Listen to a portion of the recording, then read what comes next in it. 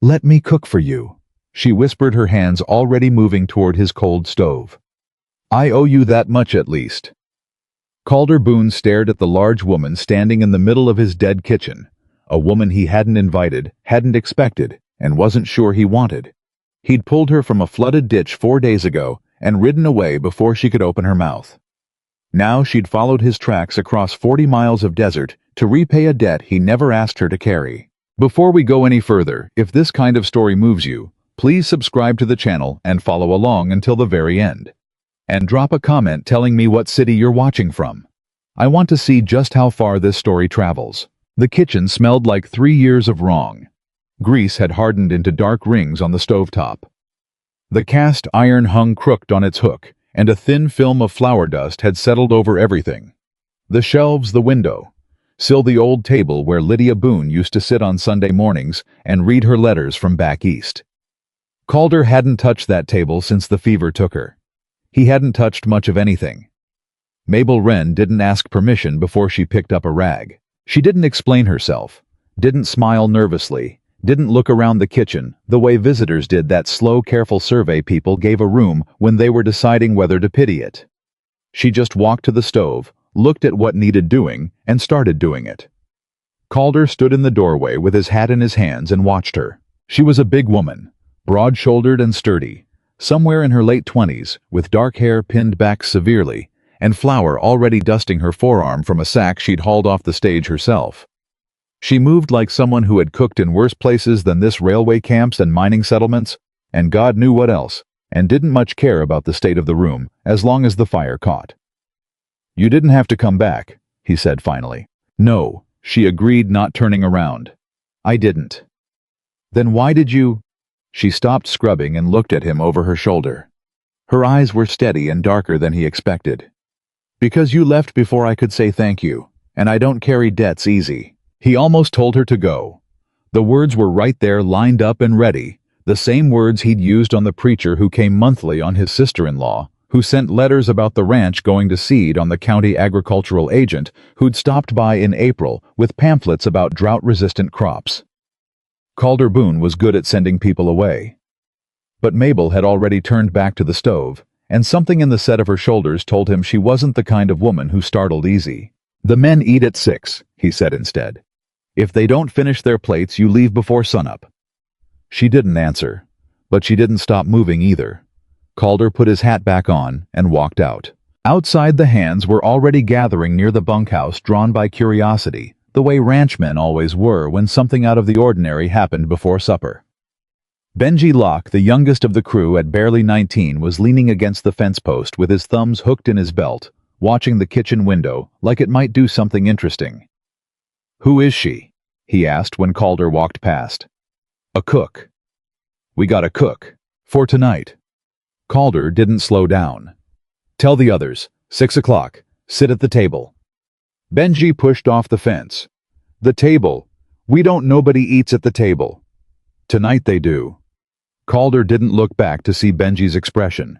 He could imagine it well enough. The truth was that the men had been eating in shifts for 2 years, taking their tin bowls out to the bunkhouse, or the paddock, or wherever they happened to be when supper came together, which lately meant whatever Amos Kline left on the stove before he locked up the supply room and went back to his ledgers.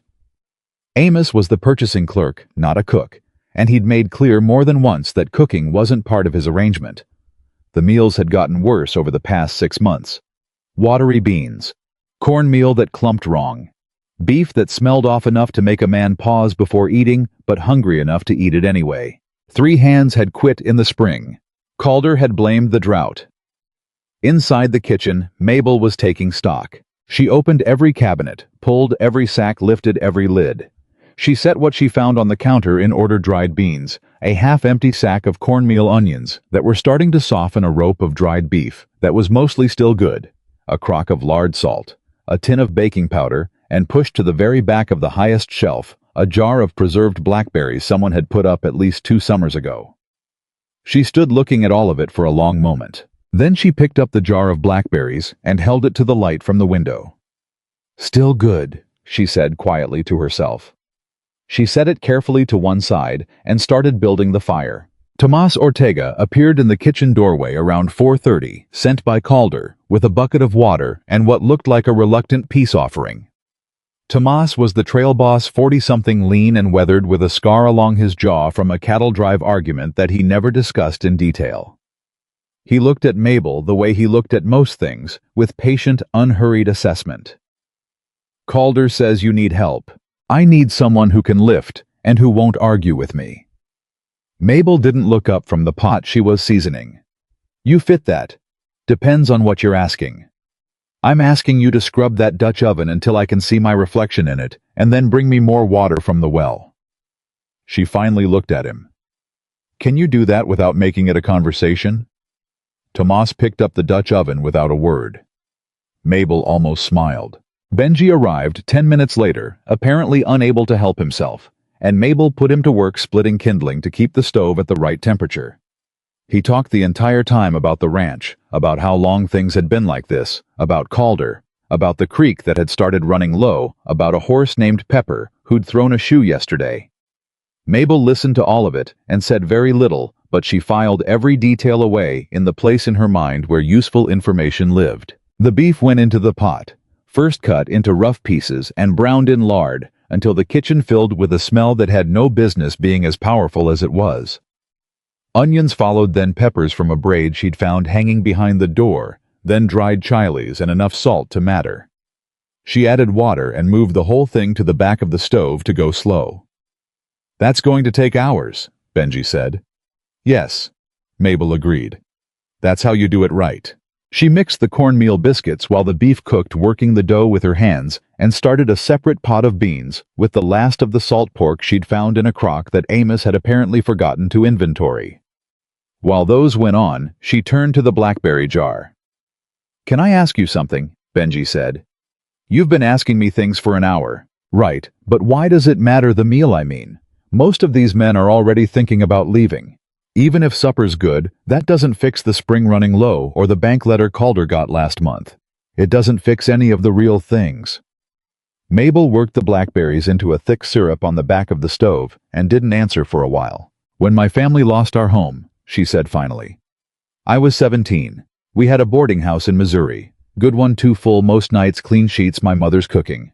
A man came through who said he was a banker, showed my father papers that looked real enough, and by the time we understood what he'd done, the house was gone." She didn't stop stirring. "The night we left, my mother made supper. Everything we had left. She set the table like it was a Sunday. My father said it was foolish to waste the food on ceremony when we didn't know where we'd sleep next week." She paused.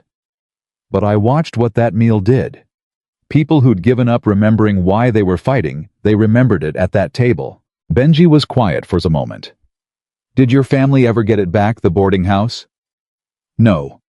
She poured the blackberry syrup into a pan of cornmeal biscuits and slid the whole thing toward the oven. "But we stayed together. And that was the thing my mother was really cooking for." Benji didn't say anything after that, but he split more kindling without being asked. At 6 o'clock, Mabel carried the first pot to the table herself. The 13 ranch hands of High Mesa filed in slowly, some skeptical, some hungry enough not to care about the skepticism. One or two openly hostile in the way men got when they felt their cynicism was being tested. Red Dooley, a cattleman who'd been with Calder for 8 years, took his seat with the expression of a man sitting down to a church service he hadn't been invited to and didn't plan to enjoy. "Smells like something," he announced. "It is something," Mabel said, setting the beef in the center of the table. "Sit down and eat it." He sat. So did the others. Calder came in last, standing just inside the door with his hat in his hand, watching the table fill up in a way it hadn't in 3 years.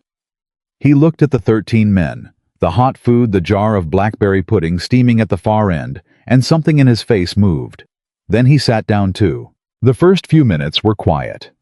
Men ate with the focused attention of people who haven't had a real meal in too long and are a little embarrassed by how much they're enjoying it. Red Dooley ate half his plate before he spoke again. "Beans are good," he said, which from Red Dooley was approximately equivalent to a standing ovation. Conversation started slowly and then came faster. Benji said something about the fence line that made the man across from him laugh. A real laugh. Not the tired exhale that had passed for humor around High Mesa for months.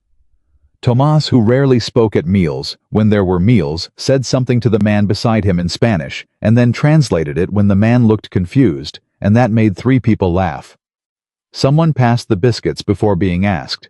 Calder sat at the head of the table and didn't eat. His bowl was in front of him, untouched. He was watching the room with an expression Mabel couldn't quite read from the kitchen doorway. Not angry, not sad exactly, but somewhere in the complicated territory between the two. She knew what this kitchen meant to him. She'd figured that much out just from looking at it the way certain things had been left, exactly where they were. The old coffee pot on its hook, the apron folded over the back of the chair. Small preserved arrangements that a man maintains, not because he plans to use them, but because he can't bring himself to move them. She picked up a bowl and crossed the room and set it in front of him. He looked at it, then at her. "I'm not hungry," he said. "You haven't been hungry in 3 years," she said, keeping her voice low enough that the table noise covered it. "That's not what I'm asking you to fix tonight.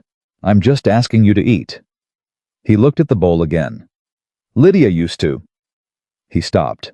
"I know," Mabel said quietly. "I'm not her. This isn't her meal. I'm not asking you to pretend it is, and I'm not asking you to forget her." She paused. "I'm asking you to taste the food and remember that you're still alive. That's all." The table had gone quieter. Not everyone was looking, the good ones weren't, but the room had registered the exchange. Calder picked up his spoon. He tasted the beef. His jaw worked. He swallowed. The expression that moved across his face wasn't happiness exactly. It was something more complicated than that, something that had to do with memory and presence, and the strange, unwelcome recognition that life kept insisting on continuing even when you'd decided to stop participating in it. He set the spoon down. "The biscuits," he said after a moment. "Did you—" He stopped again. "What?" "Blackberries." He said it like a word he hadn't used in a long time. "Lydia used to put blackberries in things. Didn't think anyone else did that." "It's a good instinct," Mabel said simply. Whoever taught her knew what they were doing.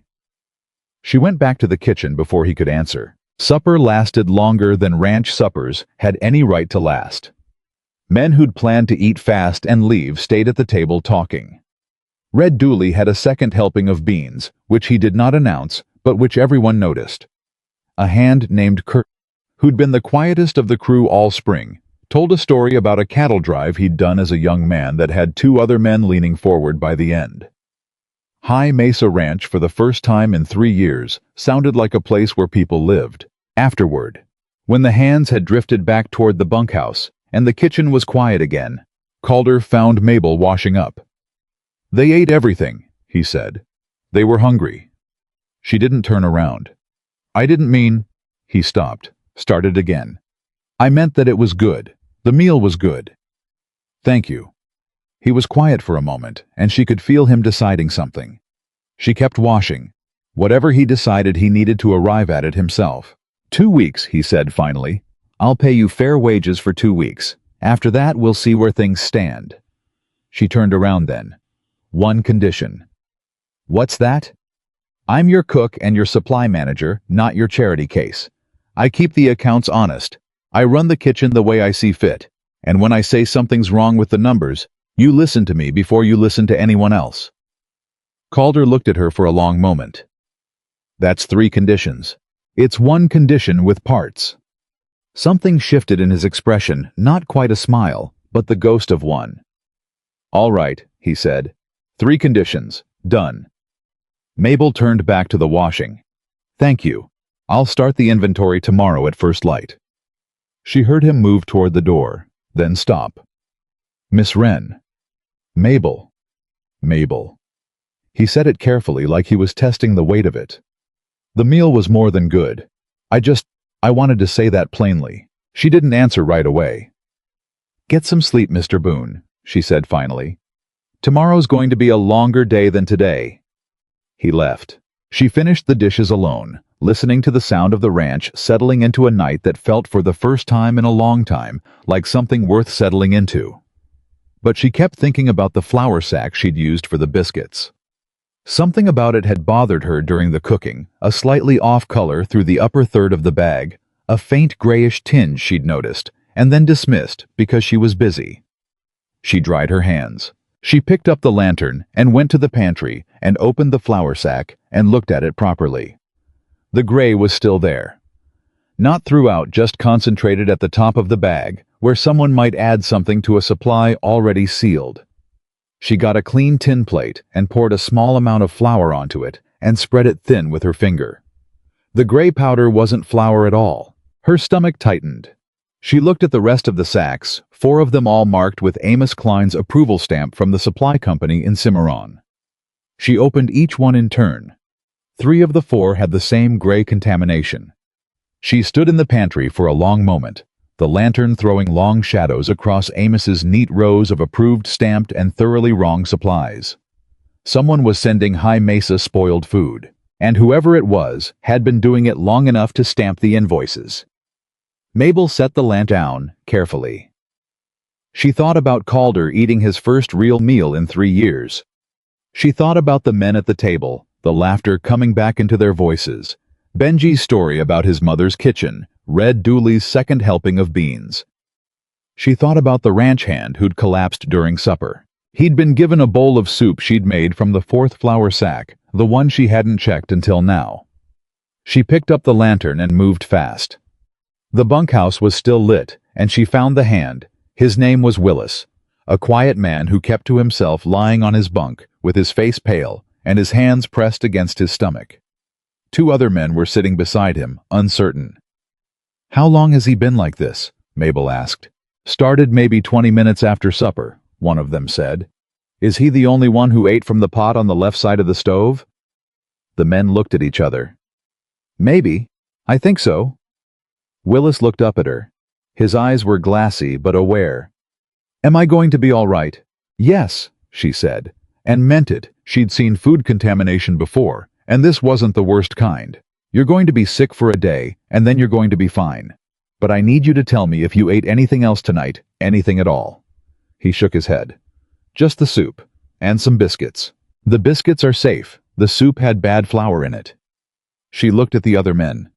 "Get him water. Clean water not from the kitchen tap, the barrel near the paddock. And don't let him eat anything until morning." She stood. "I need to speak to Mr. Boone." She found Calder in the barn, which was where she'd suspected she'd find him. A man who couldn't sleep would go to the horses before the house. He was checking a chestnut mare's hoof by lamplight when Mabel came through the door. He took one look at her face. "What happened?" "Willis Hatch is sick. He'll recover." She held up the tin plate with the gray powder. "But I need you to look at this." He crossed the barn and looked at the plate, then up at her. "That came from your flour sacks," she said. "The ones with Amos Kline's approval stamp. 3 of the 4 bags are contaminated. Not by accident, this was added to the top of the bags after they were sealed.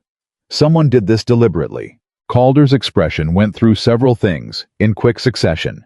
Disbelief, then calculation, then a cold anger that was worse than anything loud would have been.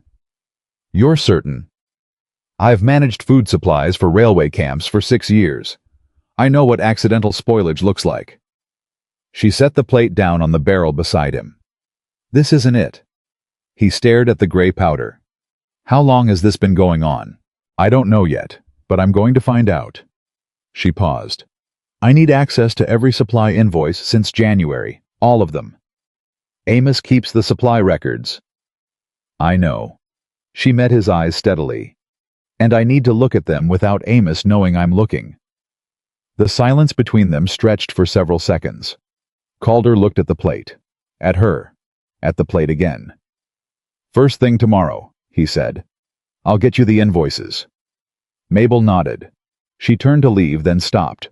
"Mr. Boone." "Calder." "Calder." She said it the same way he'd said her name earlier, carefully, as if learning the shape of it.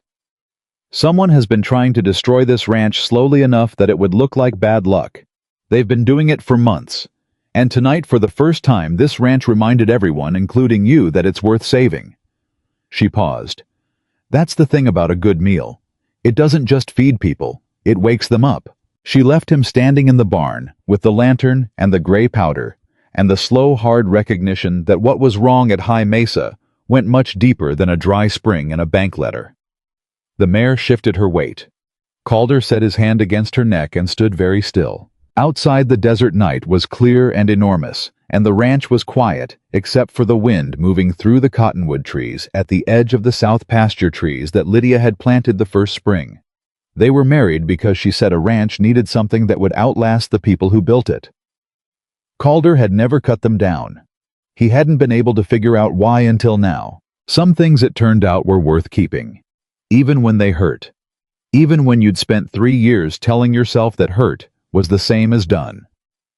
He blew out the lantern and stood in the dark and let the feeling be what it was, not comfort exactly, and not hope exactly, but something in the direction of both. In the kitchen, Mabel spread Amos's supply records across the work table and started reading. By the 3rd page, her jaw was tight. By the 10th, she understood what she was looking at. Not just contaminated flour, but a systematic theft, small enough each month to hide in ordinary variations, large enough over 6 months to hollow out a ranch that was already bleeding from a drought it didn't know was man-made. She flattened the pages with her palm. She thought about what she'd told Benji, that the meal wasn't really about the food. This was going to be harder than supper. But the principle was the same. You started with what you had. You used every bit of it. You didn't stop until everyone at the table was fed. She picked up her pen and began to write. She worked through the night. By the time the first gray light came through the kitchen window, Mabel had 6 pages of notes spread across the work table, written in her small, precise hand. The same hand that had kept railway camp accounts for 3 years running without a single error that wasn't caught before morning. She hadn't slept. She hadn't tried. Sleep could wait. What she was looking at couldn't. The invoices told a story, and it wasn't a complicated one once you knew how to read it. That was the thing about fraud done by a careful man. It looked like sloppiness until you laid 12 months of it side by side and traced the pattern. Amos Kline was careful, but he wasn't careful enough to account for someone who'd seen the same tricks done better. Every bag marked as 50 pounds had delivered between 41 and 43. The cottons showed full weight on the invoice, and short weight in reality. She'd checked the kitchen scale against the marked quantities, and the difference was consistent enough to be intentional. The salt pork charges reflected premium cut pricing for what was arriving as off-grade trim. And the flour, she looked at the gray powder in the tin plate, still sitting beside her notes. The flour had something added to it that she couldn't yet name, but intended to find out about. 6 months of this. Maybe longer. She heard boots on the porch at 5:30, and Calder came through the door with the look of a man who hadn't slept either, though for different reasons. He stopped when he saw the papers. You've been up all night, he said. Sit down. She pulled a chair out from the table. I need you to look at something. He sat. She set the pages in front of him in order and let him read without interrupting. She watched his face while he did, the way his jaw set harder with each page, the way his hands flattened on the table like he was keeping them from doing something else.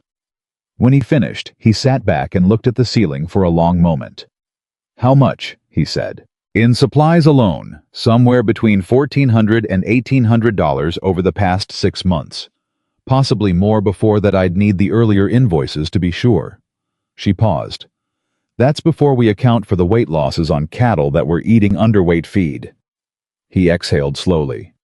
The bank letter said we're $9,000 short for the autumn note. I know, this doesn't fix that, but it tells you why the deficit is bigger than it should be.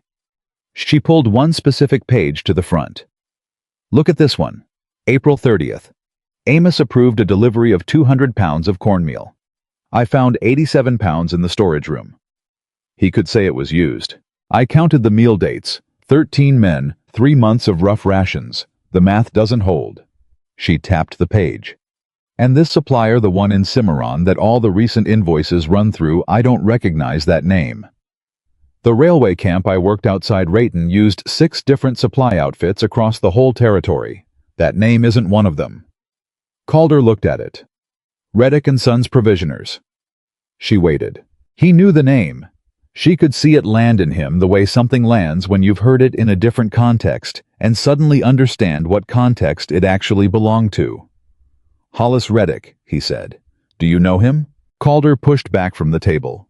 He stood up and went to the window and stood there with his back to her for a moment. He's the cattle baron east of here, owns the upstream property, the land above our spring. He paused. He came to see me in February, offered $5,000 for the ranch. What did you tell him? What do you think I told him? I think you said no, she said. And then he found another way. Calder turned around. His face was the kind of controlled that costs something to maintain. You're saying Hollis Reddick set up a supply company, got Amos on his payroll, and has been quietly starving this ranch for 6 months so he could buy it cheap when we collapsed. I'm saying the invoices suggest it. I'm not saying I can prove it in front of a judge yet. She met his eyes. But there's something else. She got up and took a clean glass from the shelf and filled it from the kitchen tap and set it in front of him. Taste that. He looked at it. It's water. Taste it. He picked up the glass and drank and set it down. She watched him. There's something in it, he said slowly. Red silt, a specific kind, pale, almost orange. I've seen it before on the eastern side of the territory. It comes up when water's been rerouted through certain limestone channels. She sat back down across from him. Your spring runs from the north. This kind of silt would only get into your well water if the upstream flow had been partially redirected through a channel that runs over different ground. The silence between them had weight. He's already redirecting my spring, Calder said. It wasn't a question. I believe so. I can't say how much. But your south pasture has been drying for 2 months, and you said yourself, the cattle are losing weight, despite the feed, which we now know was underweight to begin with. If the water is also compromised, the bank will have the ranch before the autumn roundup is done. Calder sat back down. He pressed both hands flat on the table and looked at the invoices and didn't say anything for a long time. Mabel let him sit with it. Some information needed room before it became action. I want to confront Amos, he said finally. I know. He's been in my employ for 4 years. He sat at my wife's table. I know that too. And you're going to tell me not to. I'm going to tell you that if you confront him before we understand the full shape of what he's done, he'll destroy whatever he can, and Reddick will simply blame him for everything and walk away clean. She folded her hands on the table. We have invoices that suggest fraud. We don't yet have the connection between Amos and Reddick that turns suggestion into proof. If you move too early, we lose the only chance we have. He looked at her. So what do? We keep him in place. We let him think nothing has changed, and we start building the case piece by piece. She pulled her notes back toward her. Starting this morning, I need to change every supply arrangement this ranch has. I'll go to Cimarron personally and set up accounts with legitimate merchants, 3 different ones, so no single supplier controls the volume. I'll renegotiate the terms. I'll inspect every delivery personally. That's going to cost money we don't have. It's going to save money we've been bleeding. The difference between what we're paying and what we're actually receiving is more than enough to cover the switch, and legitimate suppliers will give us fair weight. She looked at him steadily. I can also do something else. The railway crews that run through Cimarron, I know they're provisioning managers from my camp work. They pay well, and they pay on time, and they need preserved food in bulk. If I can set up contracts for preserved beef, pickled vegetables, and dried goods before the end of summer, that's reliable income that doesn't depend on the cattle sale. You can do all of that. I've done most of it before. Give me the authority, and I'll do the rest. He studied her for a long moment. She didn't look away. She was used to people deciding whether to trust her, and she'd learned years ago that looking away was what lost them. All right, he said. Do it. She nodded and started making a list. He watched her write for a moment. Miss Wren Mabel, why does this matter to you? You've been here 2 days. She didn't look up from her writing. I've been in 16 different work camps, 6 different towns, and 3 different territories in the last 8 years. Every time I started to feel like a place might be home, I found a reason to move on. She kept writing. Usually I was right to. But this time, I'm looking at something being destroyed by a man who doesn't need it and doesn't even particularly want it. He just doesn't want anyone else to have it. She set her pen down and looked at him. That particular kind of wrong has a way of making me want to stay and see it fixed. Calder was quiet for a moment. Is that the only reason? She picked her pen back up. Go eat breakfast, Calder. I need to start the morning list. He almost smiled. She heard it in his footsteps as he left something lighter than yesterday, though not by much. The ride to Cimarron took Mabel 3 hours on a horse that Tomas picked for her without comment, a steady gray mare named Patience, who apparently lived up to the name. Mabel rode with the invoices in a leather case inside her coat and a list of merchants she'd compiled from the camp records she carried in her memory. She made 4 stops. The first was a flour mill at the north end of town, where the owner, a heavy-set German named Brenner, who wore flour dust, like a second skin, looked at Reddick and Sons provisioners' invoices, looked at Mabel and said without being asked, I know that name. We don't do business with them. Their weights have been complained about twice in the last year. Complained by whom? The Halley Homestead and the Mora Road crew before they moved south. He handed the invoices back. You want real flour at real weight, I can do that. You want it in writing, I'll write it. In writing, Mabel said. Please. The second stop was a butcher who knew the railway provisioning manager she'd worked with outside Raton, and who agreed to act as a middle point for preserved beef contracts if she could guarantee consistent volume. The third was a vegetable broker who'd been supplying the territorial prison and was looking to expand. The fourth was a visit to the county land office, which occupied a narrow building beside the territorial bank and was staffed by a single clerk who looked like he'd been there since the territory was organized. She didn't ask about the supply contracts here. She asked about water rights. The clerk pulled the relevant survey maps with the resigned efficiency of someone who'd looked at them recently for someone else and showed her the recorded course of High Mesa's spring. Mabel studied the map for a long time without speaking, and the clerk waited, and eventually she asked if she could have a copy made. It'll cost you 2 bits, he said. She paid it. On the way back, Patience walked, and Mabel thought. The map confirmed what the taste of the well water had suggested. High Mesa's spring was recorded as running due south from its source on the mountain. The Reddick property sat east of the source. There was no legal right-of-way, no recorded easement, and no permitted diversion. Whatever Hollis Reddick had done with that water, he'd done it without the county's knowledge or approval, which meant he'd done it quietly at night using men who wouldn't talk about it, which meant Amos knew. She rode back to High Mesa, thinking about the kind of man who would sit at another man's supper table and take his wages and his trust and use both of them to hollow out a life from the inside. She thought about her father and the banker who'd taken their boarding house with papers that looked real enough. She thought about the specific, quiet devastation of betrayal by someone you'd had no reason not to trust. And then she stopped thinking about it, because thinking about it made her hands tighten on the reins in a way that wasn't useful, and Patience didn't deserve that. When she got back to the ranch, she found the kitchen occupied. Tomas was at the table with a mug of coffee, and across from him sat a man she hadn't met yet. Late 50s, square-built, wearing clothing that was expensive in the understated way of men who'd had money long enough not to need to announce it.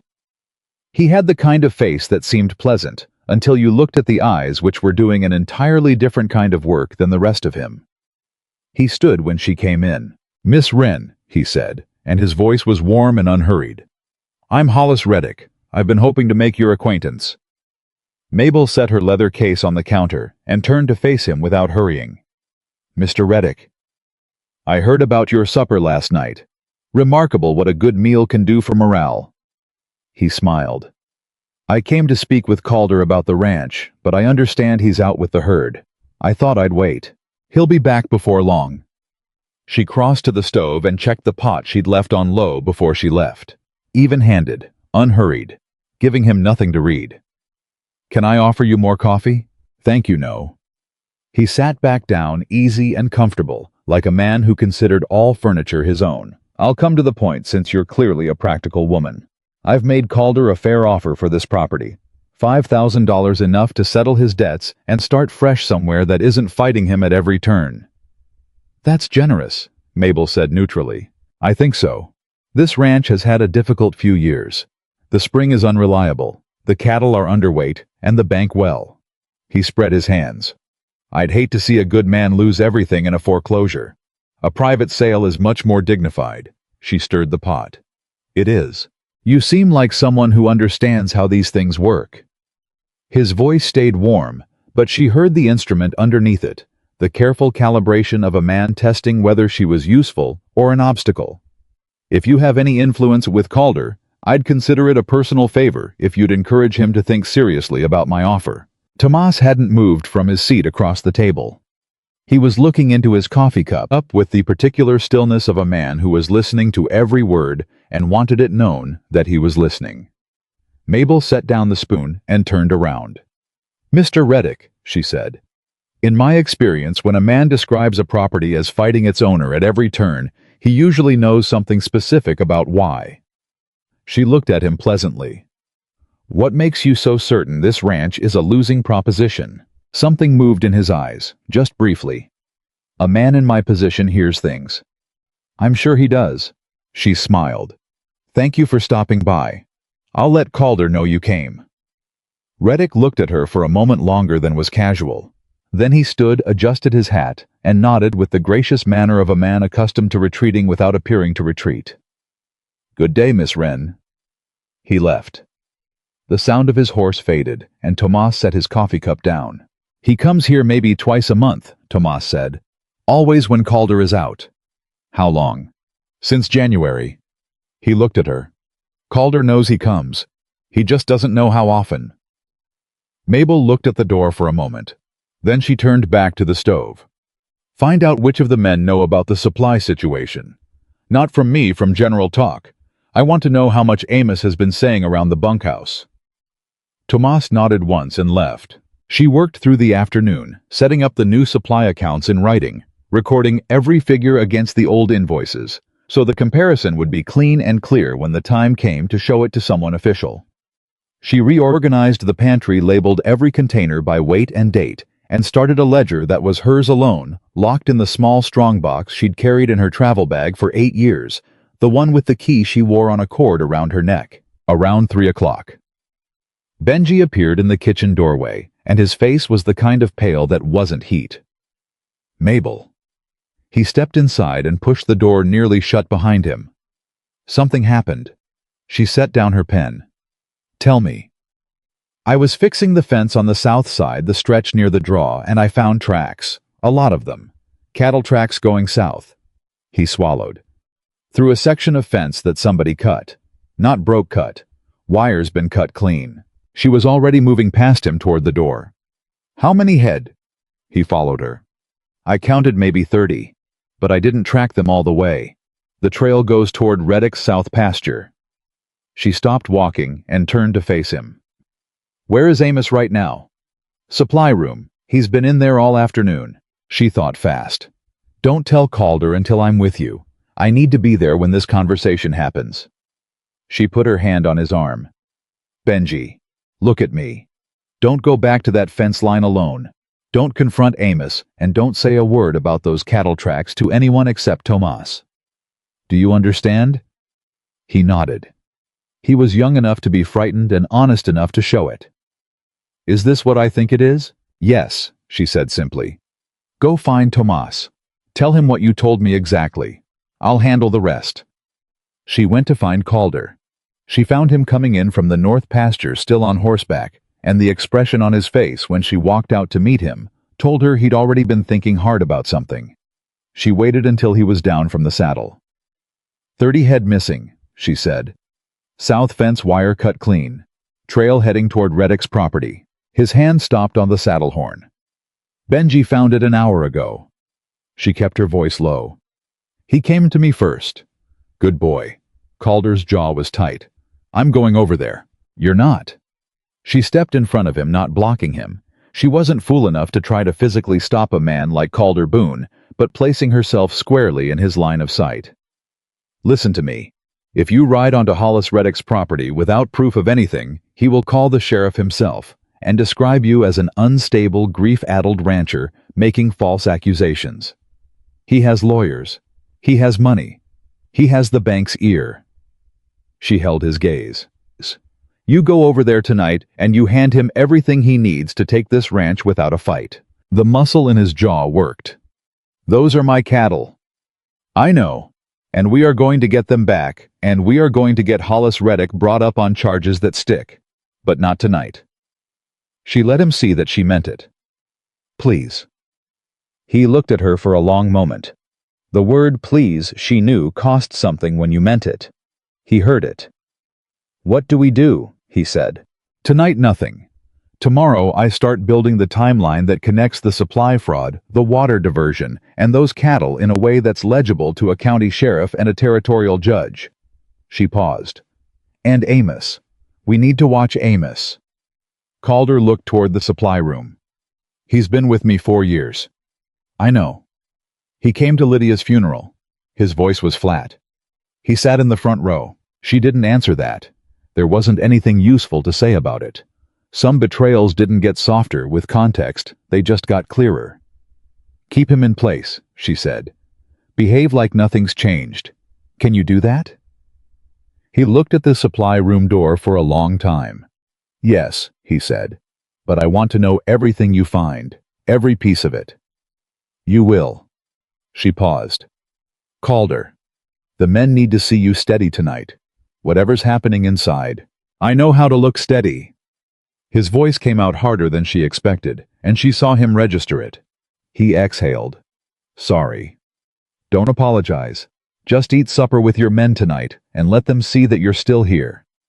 She touched his arm for half a second, brief, and plain and meaning only what it said. The ranch needs you present, not perfect, present. He nodded once. Supper that night was quieter than the night before, but it was still a supper, still a table, still hot food, still men sitting together instead of eating from tin bowls in separate corners of the property. Mabel made the most of what she had: bean soup, cornmeal pan bread from the new flour she'd bought in Cimarron that morning, and the last of a cured pork shoulder she'd found in a sealed barrel in the back of the pantry that Amos apparently hadn't gotten to yet. Amos ate with the men, as he always did. He complimented the soup. He asked Mabel politely where she'd found the pork. Back of the pantry, she said, behind the flour sacks. He nodded pleasantly. I must have missed it in the inventory. Easy to do, she said. Pantries get complicated. She watched him for the rest of the meal. He was good, she'd give him that.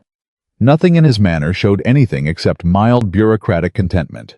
He ate at the right pace, laughed at the right moments, said goodnight to Calder, in the tone of a man who'd said goodnight to his employer 400 times and expected to say it 400 more. After supper.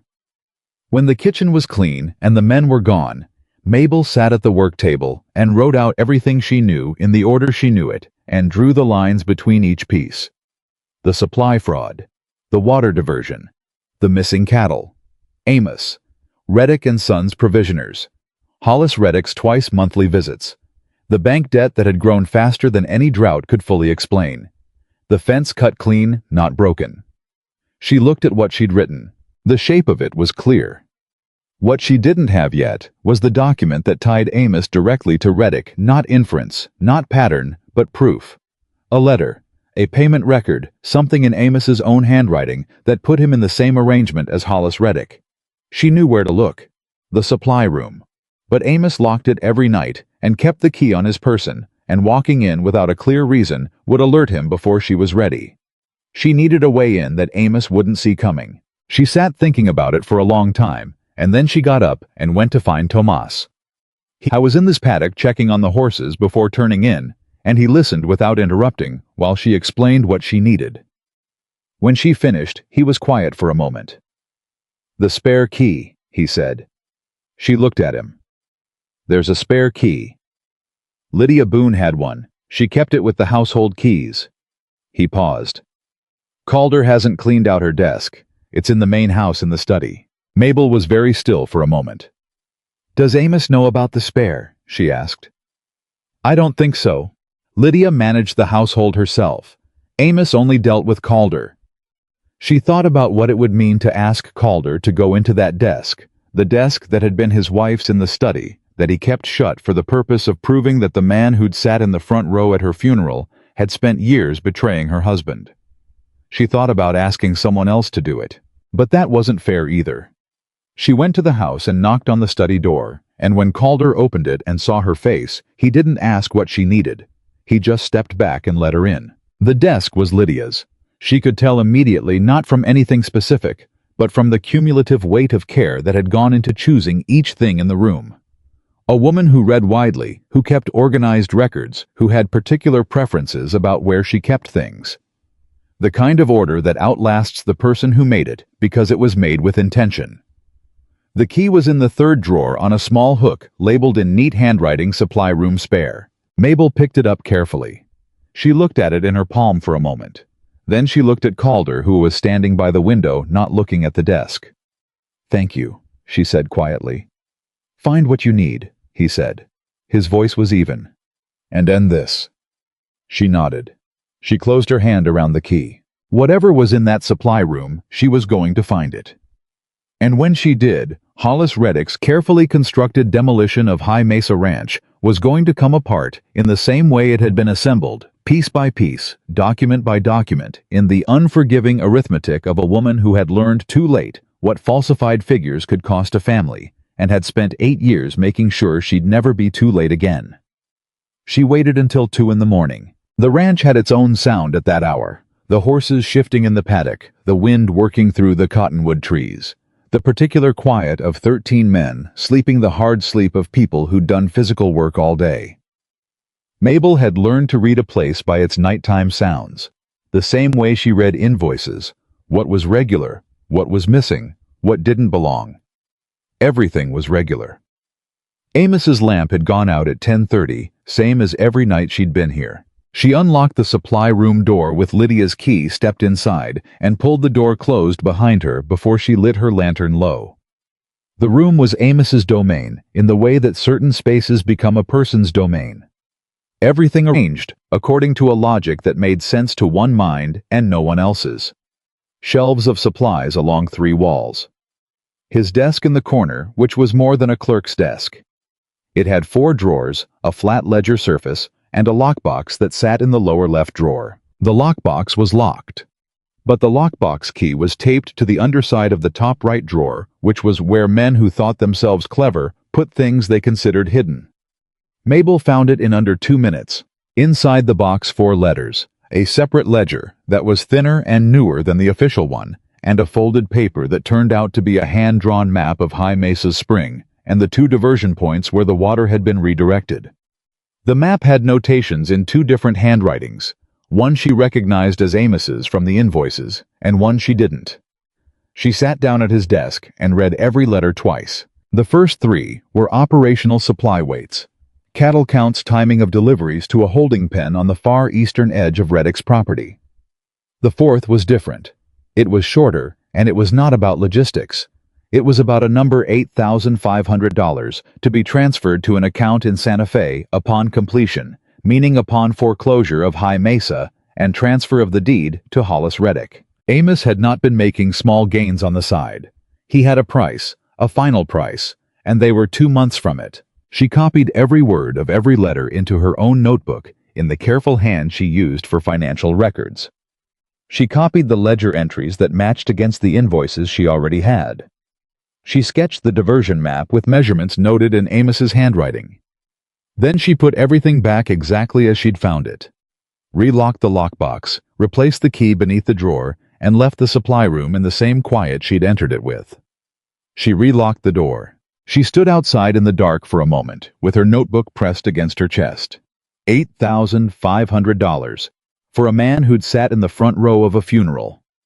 For a man who'd eaten at Calder's table, cashed Calder's wages, and worn Calder's trust, like a coat borrowed against the cold. She went back to the kitchen and sat down, and let herself be angry for exactly 5 minutes, because anger without a limit was useless, but anger without any room was a lie.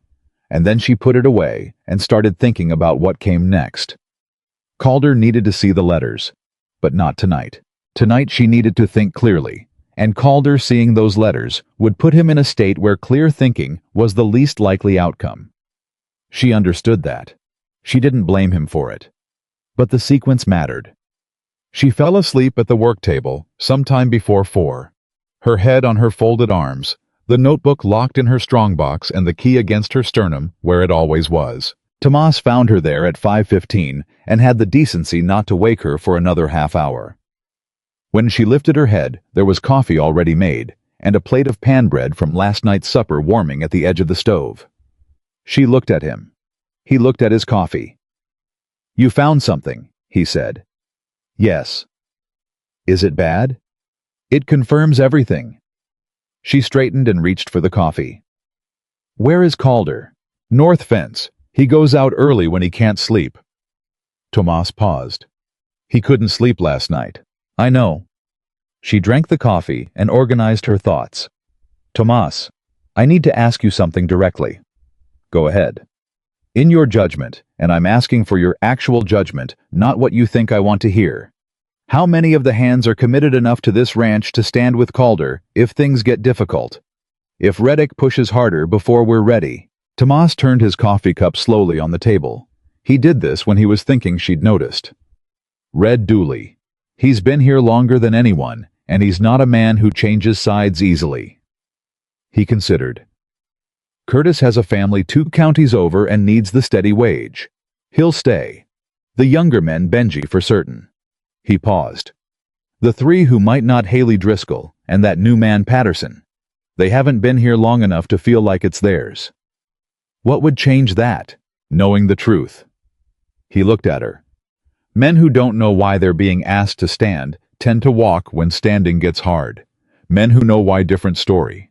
She nodded. "Tonight at supper, I want to tell the men, all of them, what we know, what we suspect, and what we need." Tomas raised his eyebrows slightly. "You want to tell 13 ranch hands that their purchasing clerk has been stealing from them on behalf of a man who wants to take the ranch?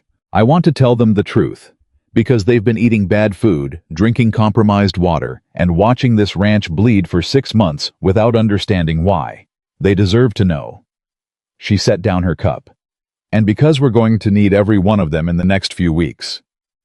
Tomas was quiet for a moment. "Calder should be the one to tell them." "I know. That's why I need to talk to Calder first." She found him coming back from the north fence just before 7 on foot, which meant he'd walked out rather than ridden, and the walk hadn't entirely done what he'd needed it to do. His face had the look of a man who'd been arguing with himself for hours and hadn't won. She fell into step beside him without preamble. "I was in the supply room last night." He looked at her. "I found letters between Amos and Reddick. Payment arrangements, $8,500 to Amos when foreclosure completes. A separate ledger matching every fraudulent invoice, and a map of your spring with both diversion points marked in Amos's handwriting." She kept her voice even. "I copied everything. The originals are still in place." Calder stopped walking. She stopped too. He stood very still in the way of a man receiving information that rearranges the architecture of the last 4 years. She'd seen it before that moment, when betrayal becomes specific instead of theoretical, when it stops being something you feared and becomes something that happened.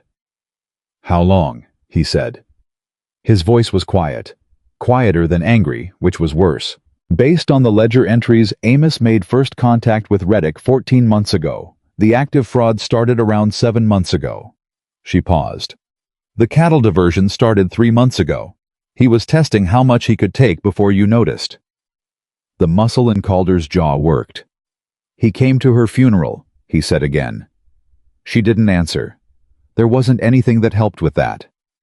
"If I go into that supply room right now..." "You can't, not yet." She turned to face him fully. "I know what you want to do. I would want the same thing. But if we move on Amos before we're positioned, he burns what he can and runs, and Reddick claims Amos acted alone, and we're left with copies I made in the middle of the night that any lawyer worth his salt can argue were fabricated." She held his gaze. "We need to give Amos a reason to stay put, and we need to get a message to the county sheriff in a way that Reddick's people won't intercept." Calder looked at the supply room, then at the main house. then at the distant line of cottonwood trees. "What do you need from me?" he said. "Tonight. Tell the men the truth. All of it." She watched his face. They've been working on a ranch that's been undermined from the inside, and they don't know why things have gotten harder every month. They think it's drought and bad luck. It's not. They should know that, and they should hear it from you. I was quiet for a moment. That's not an easy thing to say out loud. No, she agreed. But you need them to choose to stay, and they can't make a real choice without real information. She paused. Lydia used to talk to them that way, didn't she, straight? He looked at her sharply. Then something in him settled. How did you... Benji talks about her sometimes, in the kitchen. She kept her voice gentle. He said she used to tell the men that they worked on a ranch, not in a factory, and that meant they were owed the truth about how things stood. Calder looked at the middle distance. She did say that. She was right. Mabel let a moment pass. Tonight, after supper. He nodded once. The decision was made, and she could see it settle into him the way decisions do when they've been the right ones all along, and the person just needed to get to them. The day was long and tight in the way of days when everyone knows something is coming, but no one is saying it yet. Mabel cooked and kept the kitchen moving, and watched Amos go about his routine with the unhurried efficiency of a man who believed himself safe. He did a supply count in the morning, and she told him pleasantly that she'd made arrangements directly with a mill in Cimarron, and thanked him for thinking of it. Something moved in his eyes. Brief. Gone. She turned back to the stove before he could see that she'd seen it.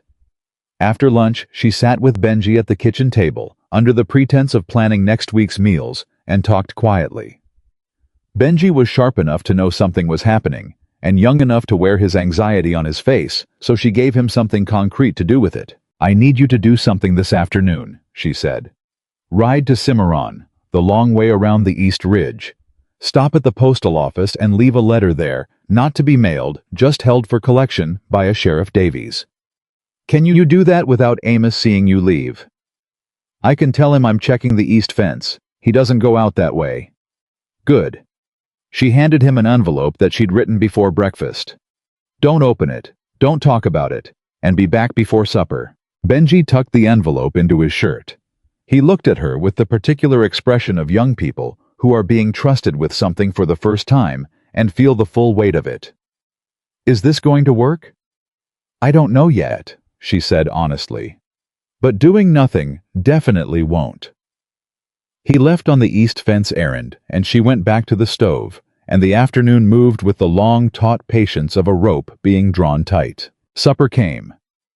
Mabel made the best meal she could with what she had properly weighted flour from Brenner's mill. Real coffee, the pickled vegetables she'd put up 2 days ago, and a beef roast that she'd started before dawn, and that filled the kitchen with something that smelled like a kitchen was supposed to smell. The men came in and sat down and ate, and the conversation was easier than it had been in months, because people who are fed properly tend in general to be more themselves. When the plates were cleared, Calder stood up. The table went quiet the way tables do when the person at its head makes a decision about what kind of silence to call for. Calder told them everything. I didn't dress it up, and he didn't minimize it. He told them about the supply fraud, the short waits, the contaminated flour that had put Willis Hatch on his back for a day. He told them about the water diversion and what it had done to the south pasture and the cattle's condition. He told them about the 30 missing head and the cut fence. He told them about Amos and about Reddick and about the $8,500. He told them he understood if any of them wanted to take their wages and go. He said it plainly, without accusation, and without the kind of wounded pride that makes men feel punished for an honest choice. He told them that High Mesa had been a good ranch once, and that he intended to make it one again, but that the road between here and there was going to be hard, and he owed them the truth of that.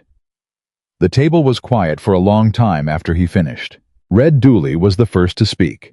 He set both hands flat on the table and looked at Calder and said, "You should have told us months ago." Calder nodded. "Yes, I should have. We've been blaming the drought." Red's voice was rough. All winter, every man at this table said it must be the drought. He exhaled hard through his nose. It was that snake in the supply room. Yes, another silence.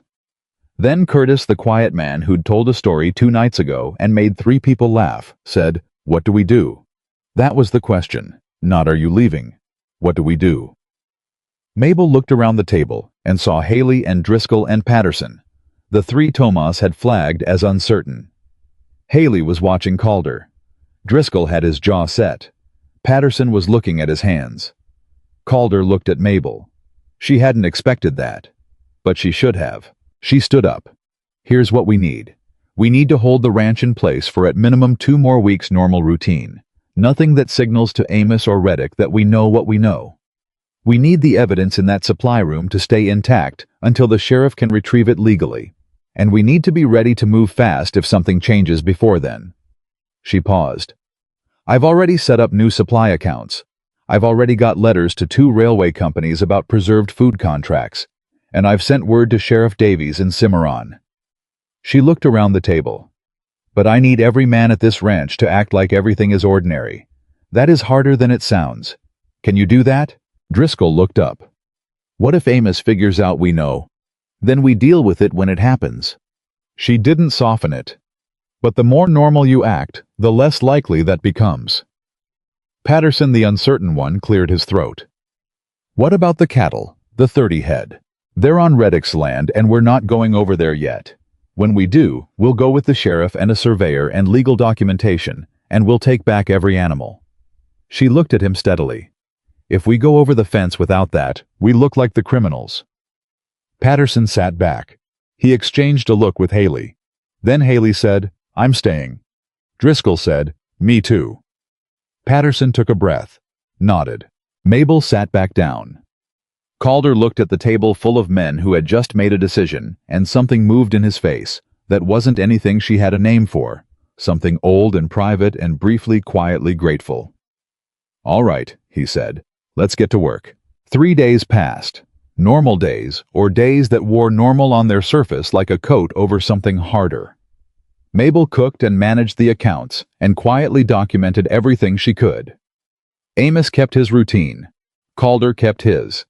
The men kept theirs. On the 4th day, Mabel made her mistake. It was small. The kind of small that only matters because of what it touches. Tomas had told her that Amos kept a personal accounting of small transactions in a separate notebook that he carried in his coat pocket rather than leaving in the supply room. She'd made a note of this and filed it away. What she'd forgotten was that Amos sometimes set the coat on the hook by the supply room door when he was working inside. She went to check whether the coat was there. It was. The notebook was in the outer pocket exactly where Tomas had described. She took it into the kitchen for 10 minutes, copied the relevant pages, and put it back. But Amos came out of the supply room while her back was turned. She heard him before she saw him, the particular sound of a door opening at a moment when you'd calculated it wouldn't. She had the notebook in her hand, and no innocent reason for it, and no time to replace it before he was in the doorway. She turned around. Amos stood very still. His face did the thing that faces do when the mind behind them is recalculating very fast. He looked at the notebook. At her. At the notebook again. She did not look guilty. She had made a decision about that the moment she heard the door, and she executed it the same way she'd executed every other decision she'd made in the last 2 weeks completely. "I was going to knock," she said, holding the notebook out to him with a slightly puzzled expression. "This fell off your coat when you hung it.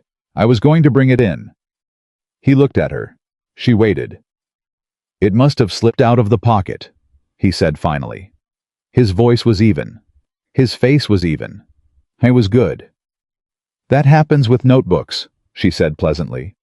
"The cover gets worn and they slide." She put it in his hand. "I'll have lunch ready at noon if you want to eat inside today." He looked at the notebook for 1 more second. "Thank you, Miss Wren," he said. He went back inside. The door closed. Mabel went back to the kitchen and stood at the stove and breathed through her nose for 30 seconds. Her hands were steady. They were always steady when it mattered. But she could feel her heart doing something faster than its usual pace, and she let the body have what it needed, and then she got back to work. She found Tomas 10 minutes later. "Amos may be alert," she said quietly. I had a close moment with his coat notebook. He might believe me. He might not. Tomas said nothing for 2 seconds. How long until the sheriff? Benji sent the letter 4 days ago. Davies should have it by now. I told him urgent. I can't control how fast he moves. If Amos decides to run, he won't run without burning what he can first. She met Tomas's eyes. The invoices, the letters, the ledger, the supply room. Yes. They looked at each other. We need eyes on him, she said, without him knowing. Tomas nodded. He turned and went to find Red Dooley, and Mabel went back to the kitchen and thought about the shape of time and how it compressed when things were about to break. It broke on the 7th day after the supper meeting. Mabel was asleep when it started. She came awake to shouting, not the general noise of startled men, but specific directed shouting, which was different and worse. She was on her feet and moving toward the window before she was fully awake, and what she saw through the glass stopped her breathing for 1 full second. The supply barn was on fire, not catching fire.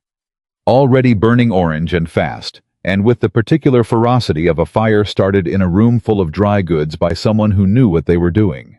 She was out the door and across the yard in under a minute, and the ranch hands were already pouring out of the bunkhouse, and Calder was coming from the main house, pulling his suspenders up, and the supply barn was burning like it meant to finish the job.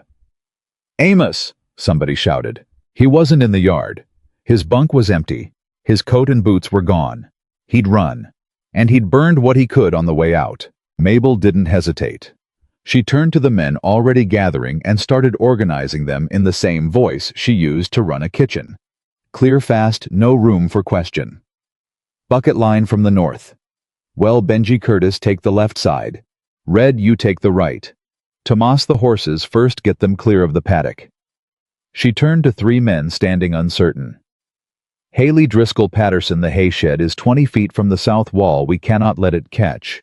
Wet blankets and your own bodies if you have to. They moved. All of them. Calder went for the main office attached to the supply barn's east side, where the ranch deeds were kept in a metal box that might survive fire, but might not survive a collapsing roof. She saw him go, and she didn't stop him, but she followed the logic of it and went to find Tomas. Is there another way into the east office? She asked. Old service door on the north face. It's been locked for years. Lydia had the plans for it. I've seen the mark on the outer wall. Lydia's plans. She thought fast. She'd seen the original ranch plans in the study pinned to the wall behind the desk. She'd looked at them while she was finding the supply room key. I know where it is, she said. Get a pry bar. Tomas got the pry bar. Together they found the service door on the north face, a low, narrow thing that had been boarded over and painted so many times it was nearly invisible against the wall. Tomas broke it open in 4 strikes, and smoke poured out. And inside, they could hear the sound of the roof beginning to separate. Mabel went to the opening and shouted, Calder north face now. A cough. Movement. And then Calder came through the smoke with the metal deed box under one arm and a stack of loose papers pressed against his chest. And he came through the door low and fast, and they caught him between them on the other side. He was coughing. His hands were burned at the palms where he'd pushed through something. But he was out. He sat on the ground and coughed until his chest cleared, and then looked up at the 2 of them. The deeds, he said, and held up the box. I can see that, Mabel said. Can you stand? He stood. The supply barn came down in the next 20 minutes. They saved the hay shed. They saved the kitchen.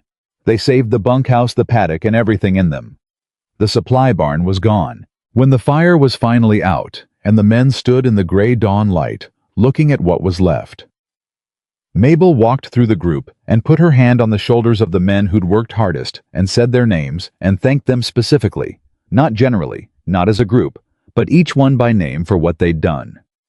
She'd learned from the railway camps that men who've given everything to a fight need to hear that someone noticed exactly what they gave. Calder watched her do this. Then Benji came running from the far side of the yard with his face lit up in a way that was wrong for the moment, too bright, too urgent. Mabel, the papers, the ones Calder carried out. She turned. Among the loose papers pressed against Calder's chest when he came through the door, mixed with ranch documents he'd grabbed in the smoke and dark and urgency, were 3 pages that didn't belong. Amos, in his haste to burn and run, had not had time to take everything from his desk. She picked up the pages. She read them in the growing morning light. The first was a handwritten summary of the full scheme, dates, amounts, cattle counts, water diversion, timeline in Amos's hand, apparently written as a personal record, so he could track what Reddick owed him at settlement. The second was a letter from Reddick, signed in his own handwriting, authorizing the spring diversion and the cattle removal. The third was a wire transfer receipt showing an advance payment of $1,500 from a Santa Fe bank account held in the name of H.J. Reddick to an account held in the name of A.T. Kline. Mabel held the 3 pages and looked at Calder. He looked at them. His burned hands were shaking slightly from the heat, she told herself, though she wasn't certain that was all of it. "Is that enough?" he said. She thought about everything she'd copied. The supply ledger. The letter with the $8,500 figure.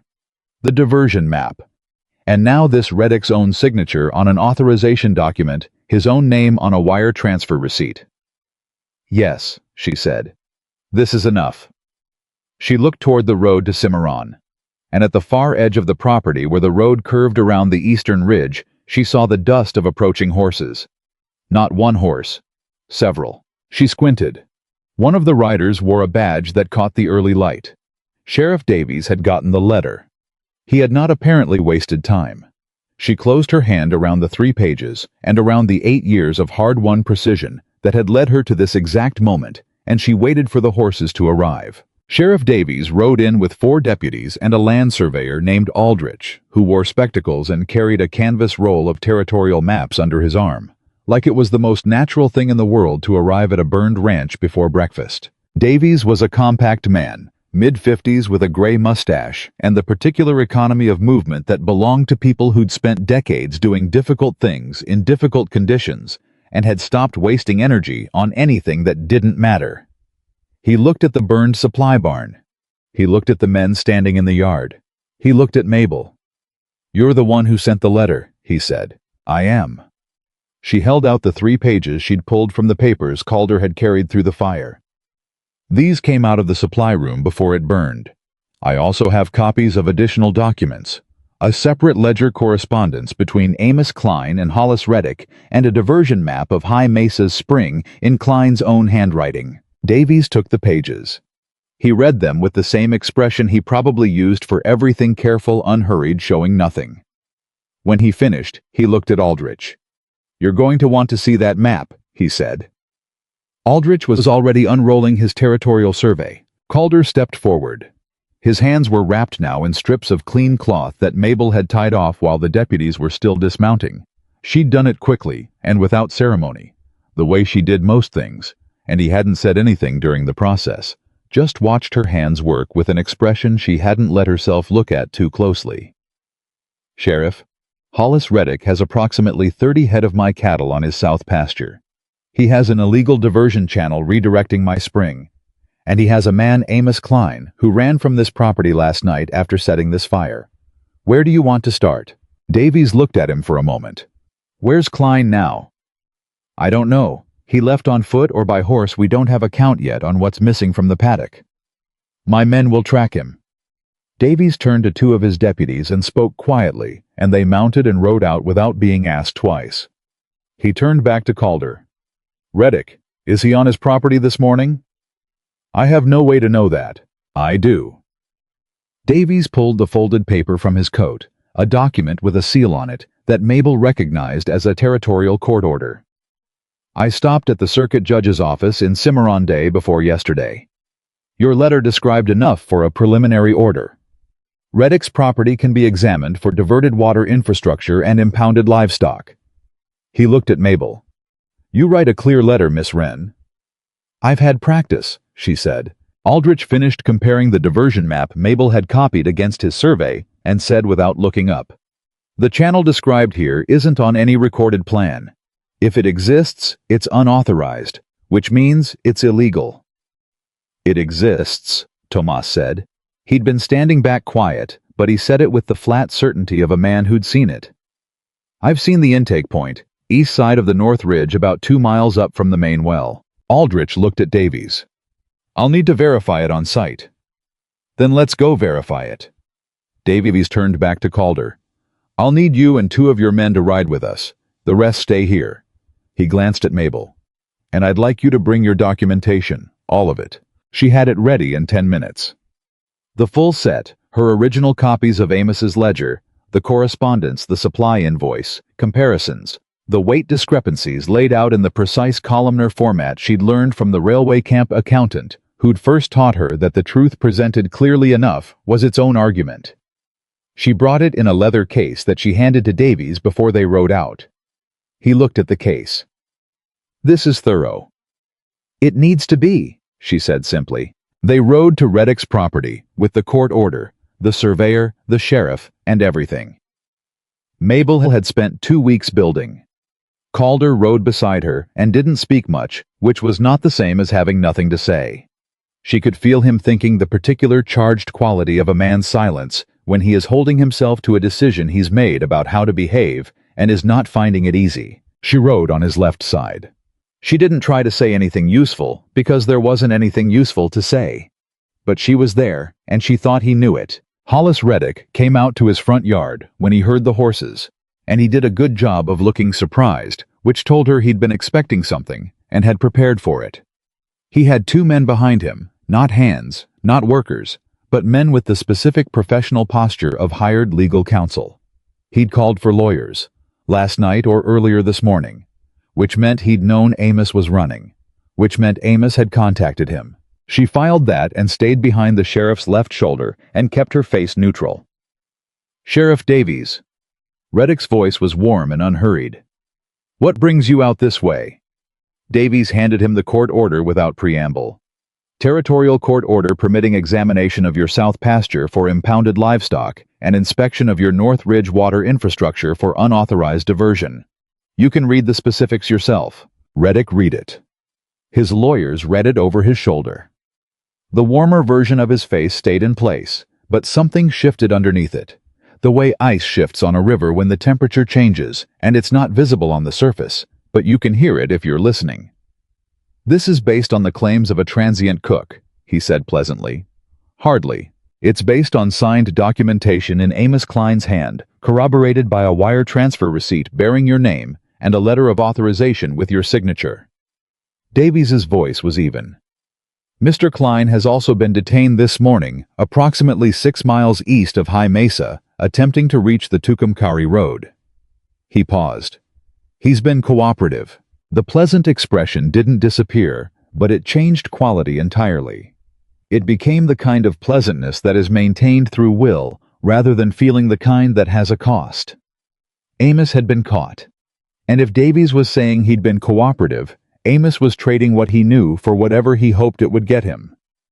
"I'd like my lawyers present during any examination," Reddick said. "That's your right," Davies said. "Let's proceed." The diversion channel was where Tomas had said it was a cut intake on the east side of the North Ridge fitted with a wooden gate and a clay-lined channel that ran due east toward Reddick's lower pasture. It was not a small operation. Someone had built it over weeks, probably at night, with real labor and specific knowledge of the terrain. Aldrich measured it and made notations and said to Davies without looking at Reddick, "This redirects approximately 30 to 40% of the upstream flow. It's been here long enough for the channel walls to stabilize months at minimum." "Can you date its construction?" Davies asked. "I can give you a range, 60 to 90 days based on the clay set and plant growth at the edges." Aldrich looked up. "The survey records show no permitted diversion on this property. This was built without authorization." Reddick's lawyers exchanged a look. Reddick said nothing. In the south pasture, they found 23 of the missing 30 cattle still carrying High Mesa's brand. The other 7 had apparently been moved further, whether by intention or by the same urgency that had scattered everything else in the last 12 hours was unclear.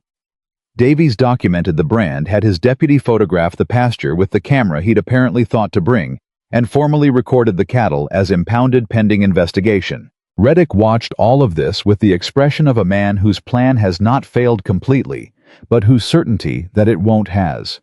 He kept his lawyers close. He said very little. He did not look at Calder directly, which Mabel noticed, because it was the kind of deliberate not looking that cost more than looking would have. On the ride back, Calder was quiet for most of it. Then he said, "He's going to get lawyers from Santa Fe. Good ones." "Yes," Davies agreed. He was riding on Calder's right. He's going to argue that Kline acted without his full knowledge. He'll claim the wire transfer was for a separate arrangement, and that his signature on the authorization was obtained under false pretenses or misrepresented to him. "Can he make that stick?" Calder asked. Davies looked at Mabel.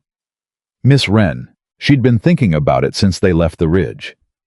"The authorization letter is specific. It uses the word diversion, and it references High Mesa's spring by name.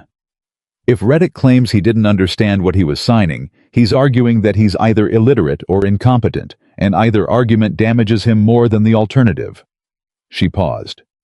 "The wire transfer receipt is the harder piece for him. It shows advance payment before any of the documented fraud completed. That's not a coincidence or a miscommunication. That's a commission." She looked at Davies. "What does Kline say?" "He says Reddick gave him the authorization document directly and told him specifically what the arrangement covered." Davies kept his voice even. "He has his own letter from Reddick, separate from what you found that he kept for exactly this situation. Kline is not a fool.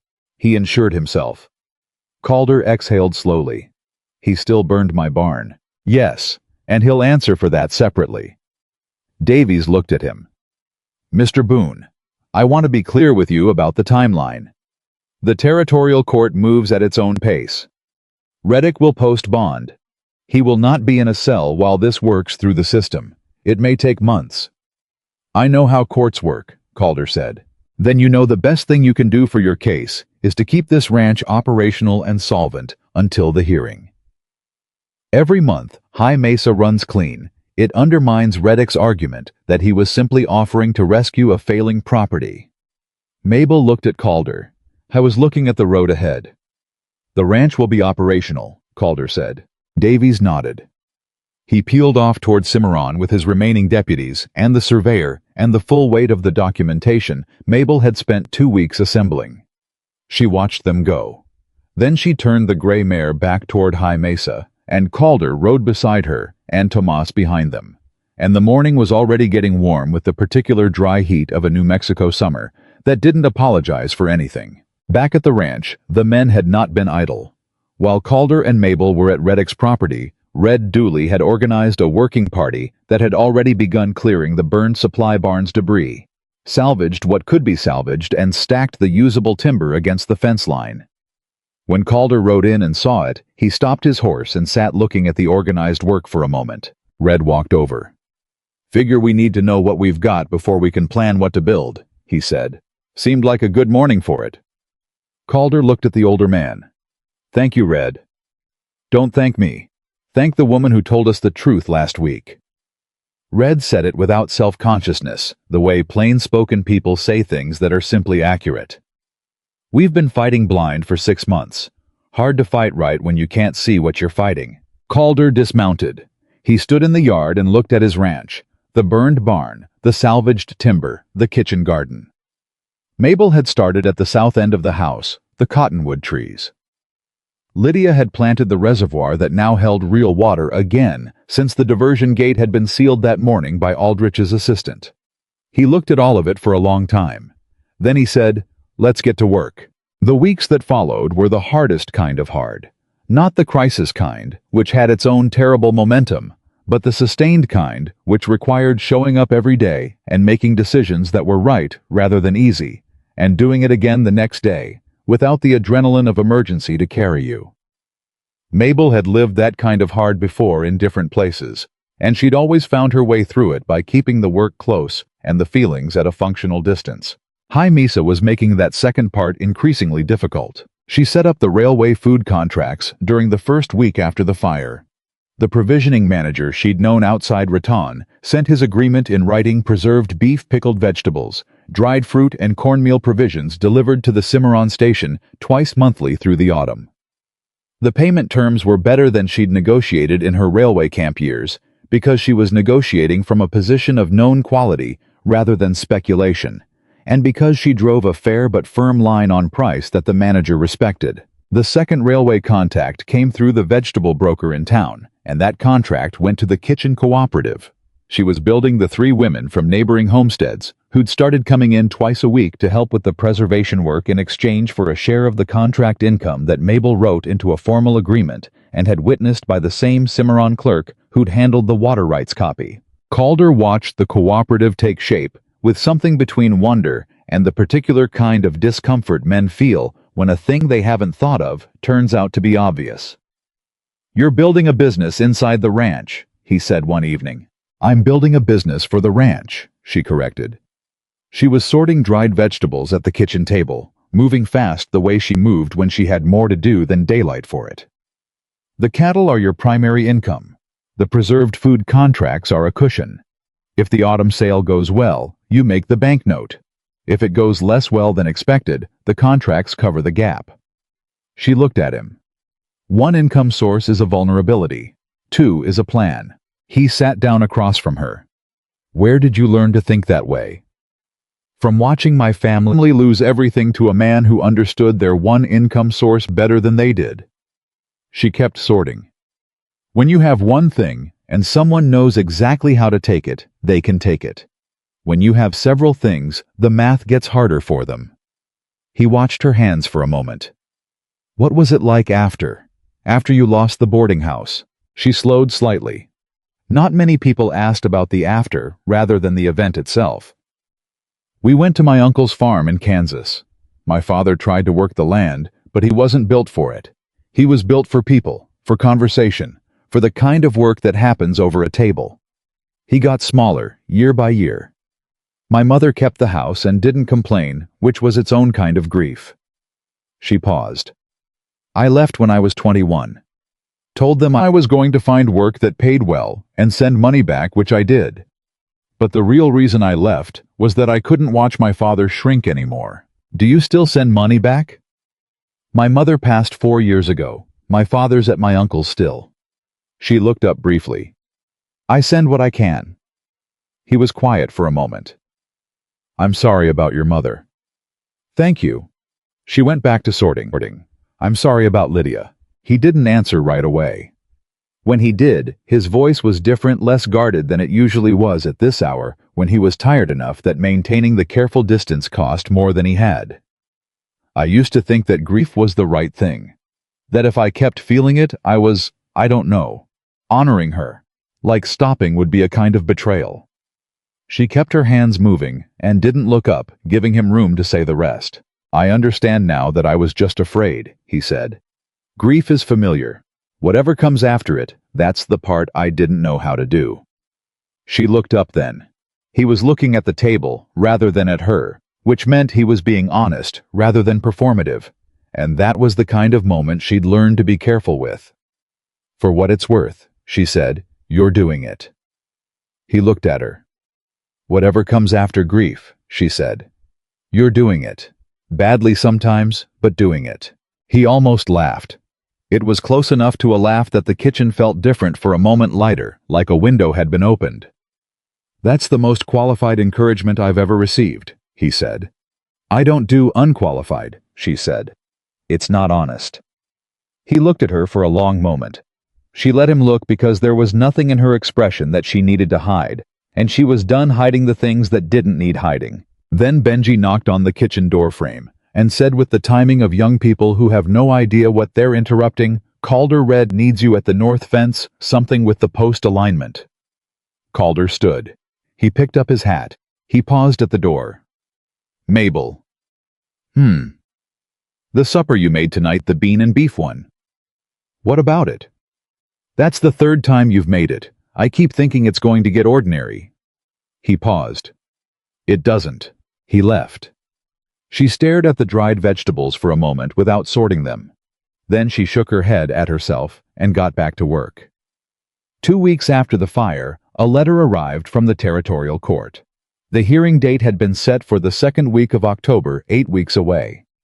Reddick had engaged a law firm out of Santa Fe, with a reputation for extending proceedings, which Davies had anticipated and flagged in a separate note he included with the court letter. He'd also included something else. A statement from Amos Kline signed in front of a Cimarron notary that outlined the full arrangement with Reddick in Amos's own words, dates, amounts, instructions, and most critically, a direct account of Reddick telling Amos that the spring diversion was his idea and that he'd taken legal advice about whether it could be detected. He'd taken legal advice about an illegal diversion and told his hired man about it. Mabel read that line twice. She brought the letter to Calder in the barn, where he was working with Benji on a horse's thrown shoe, the kind of ordinary task that a man does because horses need shoes, and because doing ordinary things while waiting for difficult ones is the only way to stay sane. He read the statement. He handed it back to her. He told Amos it was his idea, Calder said. Yes. He was proud of it. It sounds that way. Calder looked at the horse for a moment. I've met men like that. They're not just greedy, they like the cleverness of it. The scheme itself is the point as much as the outcome. That's what makes them dangerous, Mabel said. And that's what's going to help us in court. A man who takes legal advice about hiding a crime and then discusses it with the man he's hired to execute it is a man who left a trail because he was too confident to be careful. Calder looked at her. You sound like you've thought about this a lot.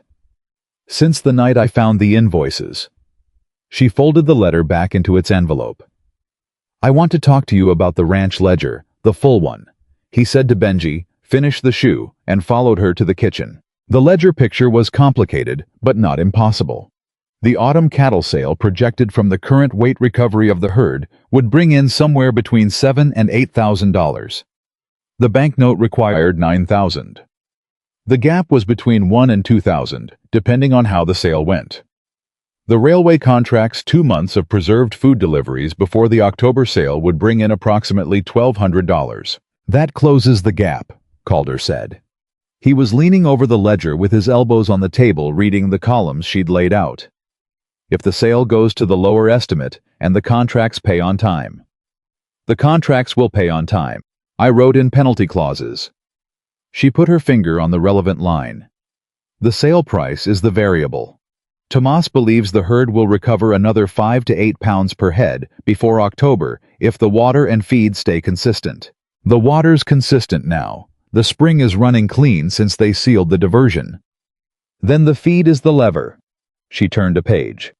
I want to try something with the south pasture. The irrigation channel is rebuilt. We could get 1 crop of beans in before the frost if we plant within the next 2 weeks. It won't be a full harvest, but it's something, and the railway broker said he'd take whatever volume we produce. Calder looked at the planting timeline she'd sketched.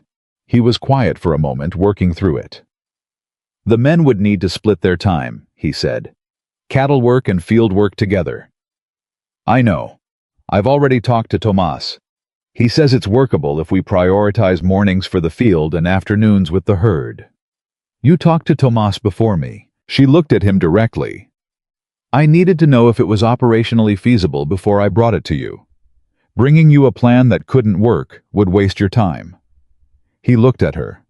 Something in his expression moved between exasperation and something warmer. You know that most people ask the boss first. Most people who ask the boss first end up proposing things that can't be executed, she said. I'd rather bring you a good plan than a polite one. I was quiet for a moment, then plant the beans. She nodded and made a note. The rhythm of the ranch in those weeks was different from anything it had been before. Harder in some ways, but with a kind of direction that hard work gains when people understand why they're doing it. The men planted beans in the morning and worked cattle in the afternoon. Mabel ran the kitchen cooperative 3 days a week and managed the accounts every evening. And somewhere in the space between those things, she began to understand that she had stopped calculating how long she would stay. She noticed this, the way you notice something that's been true for a while before you put a name on it. She was making decisions for October, for November. She was thinking about what the kitchen garden would produce next spring. She had not thought about next spring in a place before. The thought made her sit down at the kitchen table one evening after the cooperative women had gone, and the kitchen was quiet and honest. She sat with a cup of coffee that had gone cold, and thought about the last 8 years, the camps, the towns, the work that was always good work and always felt temporary, because she'd made it temporary on purpose. She thought about her father getting smaller at her uncle's farm, and about her mother who'd stayed and made the best of it, and about the boarding house in Missouri that had been a home and then wasn't because she had loved it and it had been taken. She had spent 8 years not loving anything that could be taken. High Mesa could be taken. The court case could go wrong. Reddick's Santa Fe lawyers could find something, some procedural gap, some question about the admissibility of documents pulled from a burning building at dawn. The banknote could fall short. The beans might freeze early. She sat with all of that. Then she picked up the cold coffee and drank it and went to check on the overnight preservation batch because the cooperative had a delivery due Thursday, and the railway manager was not a man who accepted late shipments, and some things you dealt with by thinking, and some things you dealt with by working. Calder found her there an hour later. He stood in the kitchen doorway for a moment, and she could feel him deciding something the way you can feel weather shifting. "There's something I've been meaning to say," he said. She kept her hands on the work. "Say it." "The contract I offered you, the 2-week cook position. You've renewed it twice, I know. I want to change it." He came into the kitchen and leaned against the counter across from her so she had to look at him. "I've been talking to a lawyer, not about Reddick, about the ranch itself, how to structure things properly." He paused. "I want to offer you a formal role. Cook supply manager and kitchen cooperative director. Written wages, written authority reviewed quarterly." She looked at him. "That's what we already have." "No. What we have is me renewing a 2-week arrangement every 2 weeks because I didn't want to say the thing I'm saying now." He held her gaze. "I want you to have a contract that can't be taken away if something happens to me. I want your wages protected and your authority documented in a way that any lawyer, any bank, any court in this territory would have to recognize." He paused. "I want you to have a stake in this place." The kitchen was very quiet. She looked at the preservation batch. She looked at the ledger open on the table beside her. She looked at the kitchen garden plans pinned to the wall, her handwriting, her plant selection, her soil notes for spring. "Why?" she said. "Because you built half of what's going to save this ranch. Because you deserve to own a piece of what you built." He said it plainly without flourish. "And because I want you to stay for reasons that aren't just what you're owed." She was quiet for a long moment. "Calder," she said. "That last part." "I know." He didn't look away. "I know it's too fast and the timing's wrong, and you've got every reason to keep your distance. I'm not asking you to decide anything tonight." He paused. "I'm just asking you to stop calculating the exit." She looked at him for a long time. At the face that had been closed for 3 years and was not closed anymore, and at the hands that were still faintly scarred from the fire, and at the man behind all of it who had lost everything and chosen eventually to rebuild. "All right," she said. He waited. "I'll stop calculating the exit," she said. "For now." She paused. "And I want the contract in writing by Friday." He exhaled. Something in him relaxed that had been held tight for a long time. "Friday. Done." She turned back to the preservation batch. "Go to bed, Calder. You have an early morning." He stayed in the doorway for one more moment. She could feel it. "Mabel." "Thank you for staying." She didn't answer right away. She listened to the sound of the preserved jars settling in their water bath, and the horses outside, and the wind in the cottonwood trees. "Ask me again in October," she said. "After the banknote's paid and the hearing's done." She glanced over her shoulder at him. "Then I'll give you an answer that means something." He nodded once. He left. She stood in the kitchen alone, and for the first time in 8 years alone, felt like a temporary condition rather than a permanent address. The bean plants came up 10 days after planting. Tomas came to tell her early in the morning, stepping into the kitchen while she was starting the breakfast fire, and his face had the particular look of a man who has just witnessed something small that turned out to matter. "South pasture," he said. "You should come see." She wiped her hands and went. The beans were barely an inch out of the ground, pale green and tentative. the way all new things are tentative. But they were there in the dry soil of a pasture that had been dying 2 months ago, fed by a spring that someone had tried to take and hadn't been able to keep. She stood at the field edge and looked at them for a long time. Calder came up beside her. Neither of them said anything. There wasn't anything that needed saying. The beans were growing. The water was running. October was coming. Whatever happened in the hearing, whatever the bank said, whatever the Santa Fe lawyers tried, High Mesa was alive. Not saved yet, not certain yet, but alive in the way that mattered, working, fed, and not alone. She turned back toward the kitchen because breakfast needed starting. But she stopped once and looked back at the field. 1 inch of green in the morning light. It was enough to build from. October came in, hard and cold, the way it did in the high desert. Not gradually, not politely, but all at once, like a door being slammed shut on summer. The bean harvest had finished 2 weeks earlier, pulled in by every hand on the ranch, working 2 days straight, while Mabel kept them fed and counted every bushel against the railway contract she'd written in July. The final tally came in above projection. Not by much, 40 bushels over estimate, but in a margin game. 40 bushels was the difference between a plan that held and one that didn't. The cattle sale happened the first week of October in Cimarron, and Calder rode in with Tomas and Red Dooley, and came back 3 days later with a bank draft for $7,840. He handed it to Mabel before he unsaddled his horse. She looked at the number. She looked at him. The weight recovery. Tomas was right, 8 pounds per head average. He was tired from the road, but something in his face was lighter than tired. The buyer tried to negotiate down. Red Dooley told him the price was the price. Good for Red. The man backed down. Calder almost smiled. Turns out Red Dooley at full height is persuasive. She looked at the draft again. The railway contracts paid Thursday. Combined were at $9,060. I was quiet for a moment. The number meant what it meant, and they both knew it. It's enough. Enough, he said. It's enough, she agreed. Neither of them made a celebration of it. They stood in the yard in the early October cold and let the number be what it was. Not a victory, not a miracle, but the result of 2 months of work done right by people who'd chosen to do it together. That was its own kind of thing. The hearing is Monday, Calder said. I know. Are you ready? She handed the draft back to him. I've been ready since the night I found the invoices. She paused. The question is whether the territorial judge is.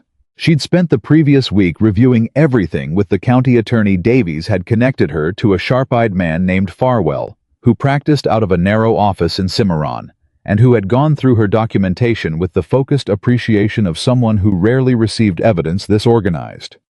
He'd said on their third meeting that in 20 years of territorial law, he had not seen a fraud case assembled this cleanly by someone without legal training. She'd told him she'd had good reasons to be thorough. He'd said that tended to make the difference. The hearing was set for Monday at 10 o'clock in the territorial courthouse in Cimarron, a building that smelled like old wood and lamp oil, and the accumulated weight of decisions that had mattered to people.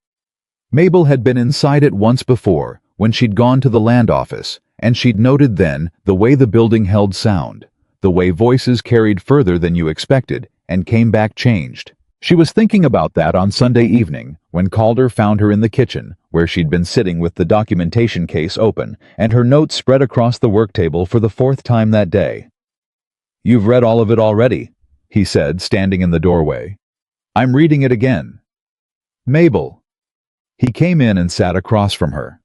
Farwell knows it. Davies knows it. The judge will have it in front of him. You've done everything that can be done. I know. She didn't stop reading. I read it again anyway. He watched her for a moment. Is that how you work when you're worried? She looked up. I'm not worried. I'm making sure. She paused. There's a difference. Worry is when you don't trust the preparation. This is making sure the preparation is what I think it is. And is it? She closed the case. Yes, he nodded. He looked at the table for a moment. I've been trying to think of the right thing to say. Before tomorrow. Something that... He stopped. You don't have to say anything. I know I don't have to. He looked at her. I want to. I've been wanting to say things to you for 2 months, and mostly I've managed not to, because the timing was wrong, or the work was in front of us, or I was afraid of what came after saying them." He paused. "I don't want to do that anymore." She was quiet. The kitchen settled around them. "Then say them," she said. He folded his hands on the table, the hands with the faint fire scars at the palms, the hands she'd wrapped with clean cloth in the gray dawn after the barn burned and hadn't let herself think too carefully about since. "I've been alive at this ranch for 3 years, the way a man is alive when he's doing what's required and nothing more. Getting up, doing the work, going to bed. Not because life had nothing to offer, but because I'd decided without deciding it, if that makes sense, that offering was done." He met her eyes. "You walked into my dead kitchen and started scrubbing the stove, and you didn't ask for my permission, and you didn't look at me with pity, and you didn't try to fix the grief. You just worked. And the work was so honest that it made me ashamed of what I'd let become of the place." She didn't answer. "And then you stayed," he said. "Not because you had nowhere else to go, because you chose it. Every day I watched you choose it, the accounts, the contracts, the cooperative, the bean field. Every decision was a choice to be here, and I watched you make those choices, and I understood what they meant, and I—" He stopped, exhaled. "I am not good at this." "You're doing fine," she said quietly. "What I'm trying to say is that I love you." He said it plainly, the way he said things when he'd finally stopped finding ways around them. "Not because you saved the ranch. The ranch was going to be worth saving, or it wasn't, and you didn't change that, you just showed us where we'd stopped looking. I love you because you're honest in a way that doesn't leave room for anything small to survive near you, and because you told me I was doing grief badly, and it was the first true thing anyone had said to me in 3 years, and because you apologized to Tomas in front of the whole table when you were wrong, and because you read the same documents 4 times when you're not worried." His voice caught slightly. "And because when I walked through smoke, and you shouted my name through that door, I knew which voice it was without thinking." The kitchen was very still. Mabel looked at him for a long time. At the face she'd been careful not to look at too directly for 2 months, and she understood now that the carefulness had not been caution. It had been the last habit of a woman who had spent 8 years keeping herself at the distance necessary to leave. "I told you to ask me in October," she said. Her voice was steady. "It's October." "Yes." She looked at the table, then at him. "I came to this ranch because I owe you a debt, and I don't carry debts easy. I stayed because these people needed something I knew how to give. But I'm choosing to stay after tonight, after tomorrow, after whatever comes next, because you are the first person in 8 years who looked at exactly what I am and asked for more of it instead of less." She paused. "I love you too. I've known it since the night I woke you up about the flower, and you said, 'Find what you need and end this,' like it was the simplest thing in the world." She paused again. "It wasn't simple, but you made it feel like it could be." He reached across the table and covered her hand with his. They sat like that for a while, not saying anything, not needing to, in the kitchen that had been dead and was not dead anymore, with October outside the window and Monday coming and the work still to do. The territorial courthouse on Monday morning was not a dramatic place in the way of stories that need drama to move them. It was a working legal proceeding in a working territorial court, and it had the atmosphere of institutions that have handled difficult things before and expect to handle them again. The judge was a spare man named Whitfield, who had a reputation for impatience with eloquence and tolerance for evidence, which Farwell had considered a favorable circumstance. Reddick arrived with 2 lawyers from Santa Fe, young men in good suits who carried themselves with the confidence of people who win often enough to forget that losing is possible. Reddick himself had chosen a presentation of wronged dignity, not aggressive, not defensive, but the particular posture of a man who considers the proceedings a regrettable misunderstanding that he is generously attending to help resolve. Mabel watched him arrange that posture from across the room, and felt the same thing she'd felt in her kitchen when he'd asked her to encourage Calder to sell the recognition of a performance and the cold patience of waiting for it to meet what was true. Amos was present under guard. He looked smaller than he had at the ranch, not physically, but in the way of people whose confidence was borrowed from a plan that had come apart. He sat with the rounded posture of a man who'd already said everything he intended to say, and was now waiting for the consequence of having said it. Calder sat beside Farwell at the petitioner's table. He didn't look at Reddick. He looked at the judge and at his hands, and occasionally at Mabel, who was in the first row of the public gallery, because Farwell had said her presence as a witness might be required, and she should be immediately available. Tomas was beside her. Red Dooley was on her other side. Benji was at the end of the row, sitting so straight it looked uncomfortable, which for Benji was the equivalent of formal dress. The hearing began. Farwell presented the documentation in the order. Mabel had organized it. Supply invoices. Establishing the pattern of fraud. Weight discrepancy records. Second, demonstrating consistency. The signed authorization letter and wire transfer receipt. Third, establishing Reddick's direct involvement. Amos's sworn statement. Fourth, corroborating the timeline and instructions. The surveyor Aldrich's report on the diversion channel came next, with his estimate of construction timing and his confirmation that no permit existed. Reddick's lawyers moved to question the admissibility of documents recovered from a fire scene. The judge asked Farwell to respond. Farwell explained the chain of custody. Calder had carried the papers directly from the office, handed them to Mabel in the yard within minutes, and they had gone to Davies that same morning. The judge ruled them admissible. Reddick's lawyers called their first witness, a man from the Santa Fe Bank, who testified about the wire transfer and attempted to establish that the account in Reddick's name was a business account used for multiple purposes, and that a payment to Kline could have represented any number of legitimate arrangements. Farwell asked the bankman one question, whether the account had made any other payments to Amos Kline or to any entity associated with Kline prior to the payment in question.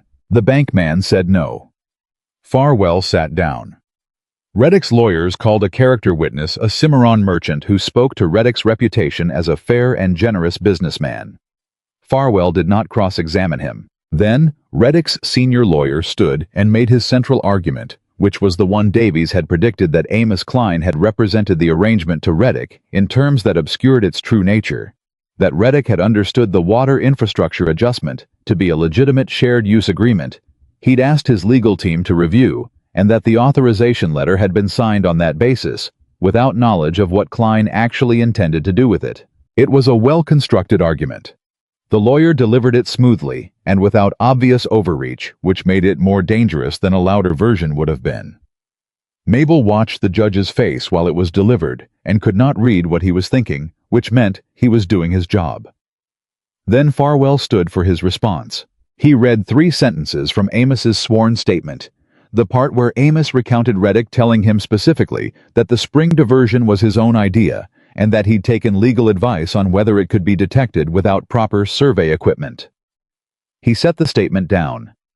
He asked the judge whether a man who takes legal advice on the detectability of an action is a man who believes that action to be legitimate. The judge looked at the statement for a long time. Then he looked at Reddick's lawyers and said, "Counsel, your client told the man he hired that he had consulted a lawyer about whether his actions could be detected. That is not the statement of a man who believed himself to be engaged in a lawful shared-use agreement. Respond." The senior lawyer responded. It took him a while and used a great many words, and when he finished, the substance of it was that the statement was Kline's characterization of a private conversation, which Reddick denied. The judge looked at Reddick directly. "Mr. Reddick, you have the right to testify or to decline. What is your choice?" Reddick's lawyers conferred in low voices for 20 seconds. Reddick chose to testify. How was good? Mabel had expected him to be good, and he was.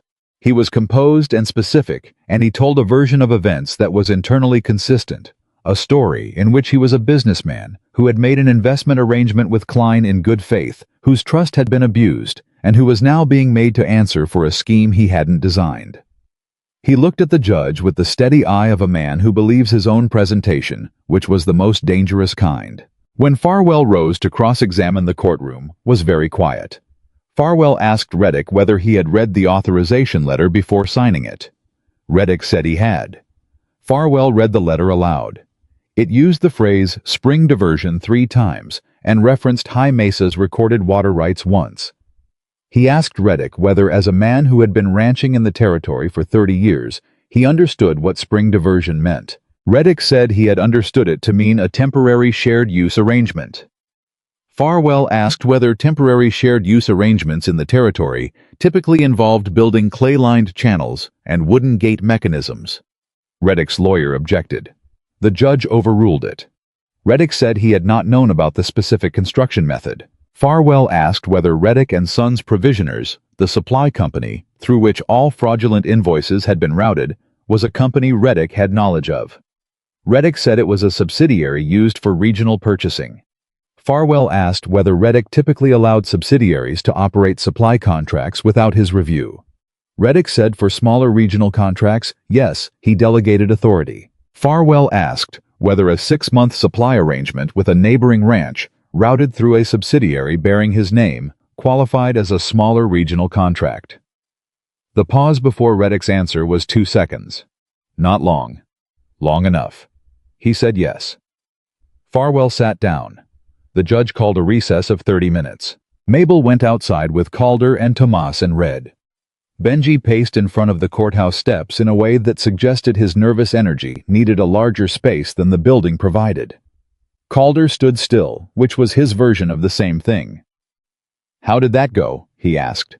"Farwell did exactly what he needed to do," she said. Reddick answered 3 questions badly, the judge noticed. What happens in the next 30 minutes is the judge deciding whether 3 bad answers in a courtroom are enough, when there's also a signed document, a wire transfer, and a sworn statement.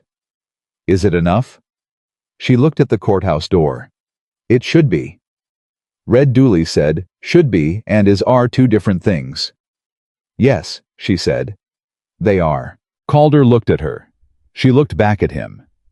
Between them passed the kind of understanding that doesn't need words, the acknowledgement that they had done everything possible, and that everything possible was not the same as everything, and that they were standing on the far side of 2 months of work, waiting to find out which side of the line it landed on. She reached over and straightened the collar of his jacket, which had turned under slightly. She did it quickly, practically the way she did most things. He looked at her hand. "Whatever happens," he said quietly. "Whatever happens," she agreed. They went back inside when the recess ended. The judge spoke for 11 minutes. He reviewed the documentation, the witness testimony, and the physical evidence compiled by the surveyor. He noted that the authorization letter's language was specific rather than general, and that a man of Reddick's experience in territorial land and water use could not plausibly claim ignorance of that specificity. He noted that the wire transfer predated any documented service rendered by Kline in a legitimate capacity, establishing it as a commission rather than payment for services. He noted that Amos Kline's sworn statement, while from an interested party, was corroborated in its key points by documentary evidence that Kline could not have fabricated. He found Hollis Reddick liable for fraudulent interference with High Mesa Ranch's water rights and supply operations, and referred the matter to the territorial prosecutor for criminal proceedings on charges of water theft and conspiracy. He ordered restitution of the 23 impounded cattle to Calder Boone immediately and assessed damages against Reddick's estate in an amount to be determined at the criminal proceeding, but not less than the documented value of the fraudulent supply contracts, which Mabel had calculated at $1,640. He dismissed the remaining foreclosure pressure resulting from bank debt accrued as a consequence of the fraud pending review by the Territorial Bank Commission. He looked over his spectacles at the room and said without particular drama, "This court does not look favorably on the use of resources and influence to systematically destroy the livelihoods of those with less of both. Arrangements of this nature cause harm that extends well beyond the immediate victim, and this court considers it significant that the scheme was not discovered by any official mechanism, but by the diligence of the injured party's own people. Court is adjourned." He stood. The room stood with him. And then it was over. Not quietly, Reddick's lawyers were immediately in conference, and there would be more proceedings, and the criminal referral meant more months of legal process. But over in the way that matters. The judgment was on record, the ranch was documented as the victim rather than the failure, and the Bank Commission review meant the foreclosure threat was suspended. Calder stood very still for a moment. Then Red Dooley, who was not a demonstrative man, put his hand on Calder's shoulder and said, "Let's go home." They went home. The drive back to High Mesa was long and cold, and the best Mabel could remember. Benji talked the entire way, which nobody minded. Tomas rode beside Red in a comfortable silence that had the quality of two people who've been through something together and are still being inside it without needing to discuss it. Calder rode beside Mabel and said very little, but his presence had a different quality than it had had for months, not lighter exactly, but unencumbered like a pack horse after a long haul, when the load has finally been lifted and the animal is just walking. She rode beside him and watched the high desert open out around them and thought about the boarding house in Missouri and her father getting smaller in Kansas and 16 work camps and 6 towns, and the invoice for 50 pounds of flour that was 42, and the jar of preserved blackberries on the back of the highest shelf. She thought about supper. The first one. 13 men at a table that hadn't been used in 3 years and the sound of conversation coming back into a room that had forgotten how to hold it. You started with what you had. The celebration happened 3 weeks later, a Saturday after the last of the preserved food deliveries had gone to Cimarron and the accounts were settled and the new supply barn was framed, if not yet walled. Mabel had resisted calling it a celebration and had told everyone it was a harvest supper, which was true, and also not the whole truth, and everyone knew it, and nobody said so. The table had been expanded 3 tables pushed together in the yard under the cottonwood trees covered with whatever cloth could be found and set for 41 people. 13 ranch hands and their families where they had them. The 3 cooperative women and their households. The flour miller Brenner, who brought his wife and 2 daughters. The vegetable broker and his assistant. The Cimarron provisioning manager who'd given them the first railway contract and who turned out to be a large, cheerful man who ate 3 helpings of beans and apologized to no one. Sheriff Davies came. Farwell came. Aldrich the surveyor came and stood near the food table with the expression of a man who has been eating courthouse lunches for 6 months and has been waiting for this. Neighbors. Mabel hadn't met, came brought by other neighbors because word travels in the high desert, the way water does, finding the lowest route and filling every available space. Mabel cooked from before dawn. The cooperative women came at 5 in the morning and worked beside her without being asked, because that was what the cooperative had become. People who showed up before they were asked because the work was theirs too. They made beef slow-cooked with peppers and onions. They made cornmeal biscuits in every pan that would fit in the oven, and the ones that wouldn't were done on the stovetop. They made beans with salt pork and dried chiles.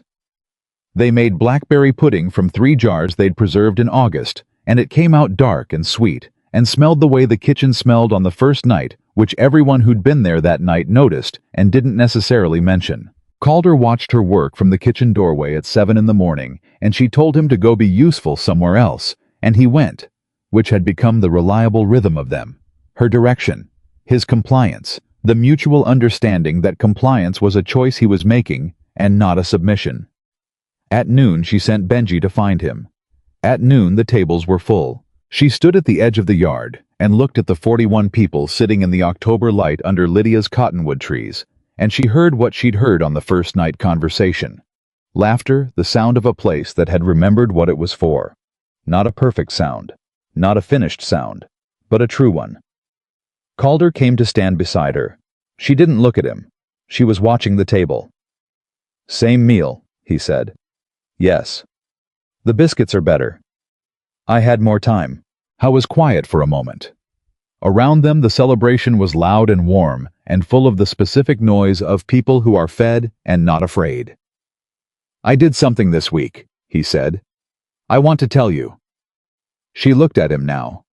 He reached into his coat and brought out 2 documents folded together. She recognized the first. It was the partnership contract they'd signed in September, her name, and his in the same ink on the same line. The second was new. "The ranch deed," he said. "Both names. I filed it with the county Tuesday." He paused. "Farwell said the restitution from Reddick when it comes through will cover the cost of the new barn and leave enough to carry the ranch through spring. So the deed it's not a gift, it's acknowledgement."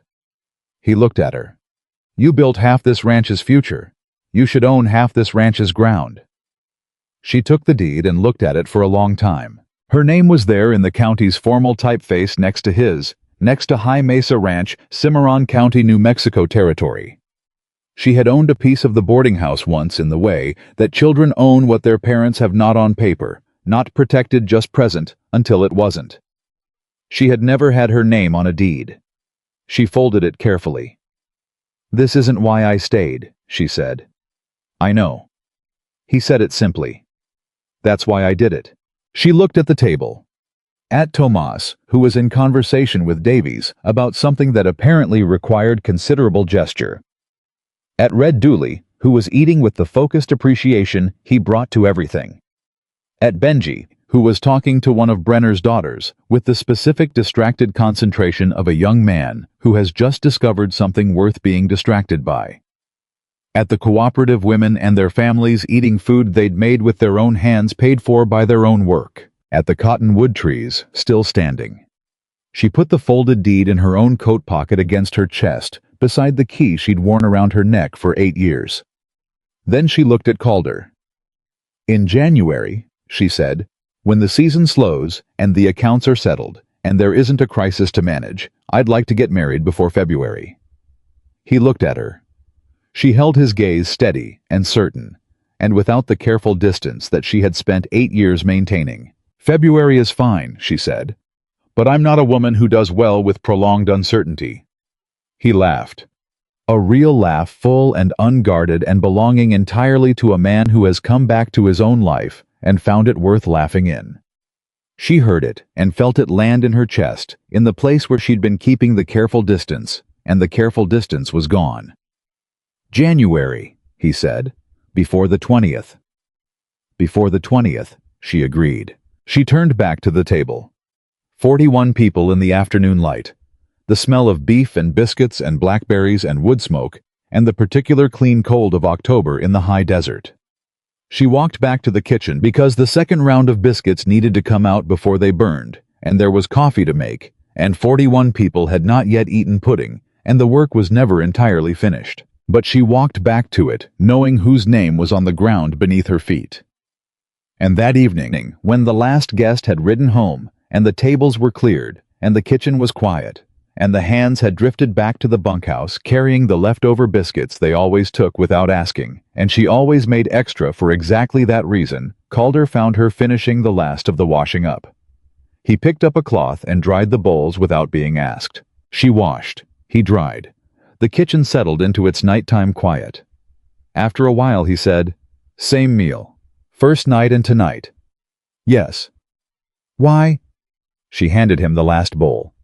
"Because the first night 13 men sat at a table and remembered why the ranch was worth saving. Tonight, 41 people sat at the same table and understood that it had been." She looked at him. Same meal, different everything else. He set the bowl on the shelf. Outside, the wind moved through the cottonwood trees Lydia had planted in the first spring of her marriage, and the reservoir held clean water, and the bean field lay harvested and quiet under the October stars, and the deed in Mabel's coat pocket had both their names. High Mesa was not saved by a miracle, or a fortune, or a single act of courage. It was saved by a woman who refused to look away from a falsified number, by men who chose to stay when they understood what they were staying for, by a rancher who learned that grief is not the same as done, and by the stubborn practical belief that the people who build a life together are the people who deserve to keep it. Mabel Wren had spent 8 years cooking for other people's tables and leaving before they could become hers. She had stopped leaving. And High Mesa Ranch, in the high desert of New Mexico, in the last good light of an October evening, was exactly as permanent and exactly as hers as the name on the deed and the man beside her at the sink, and she was not afraid of either.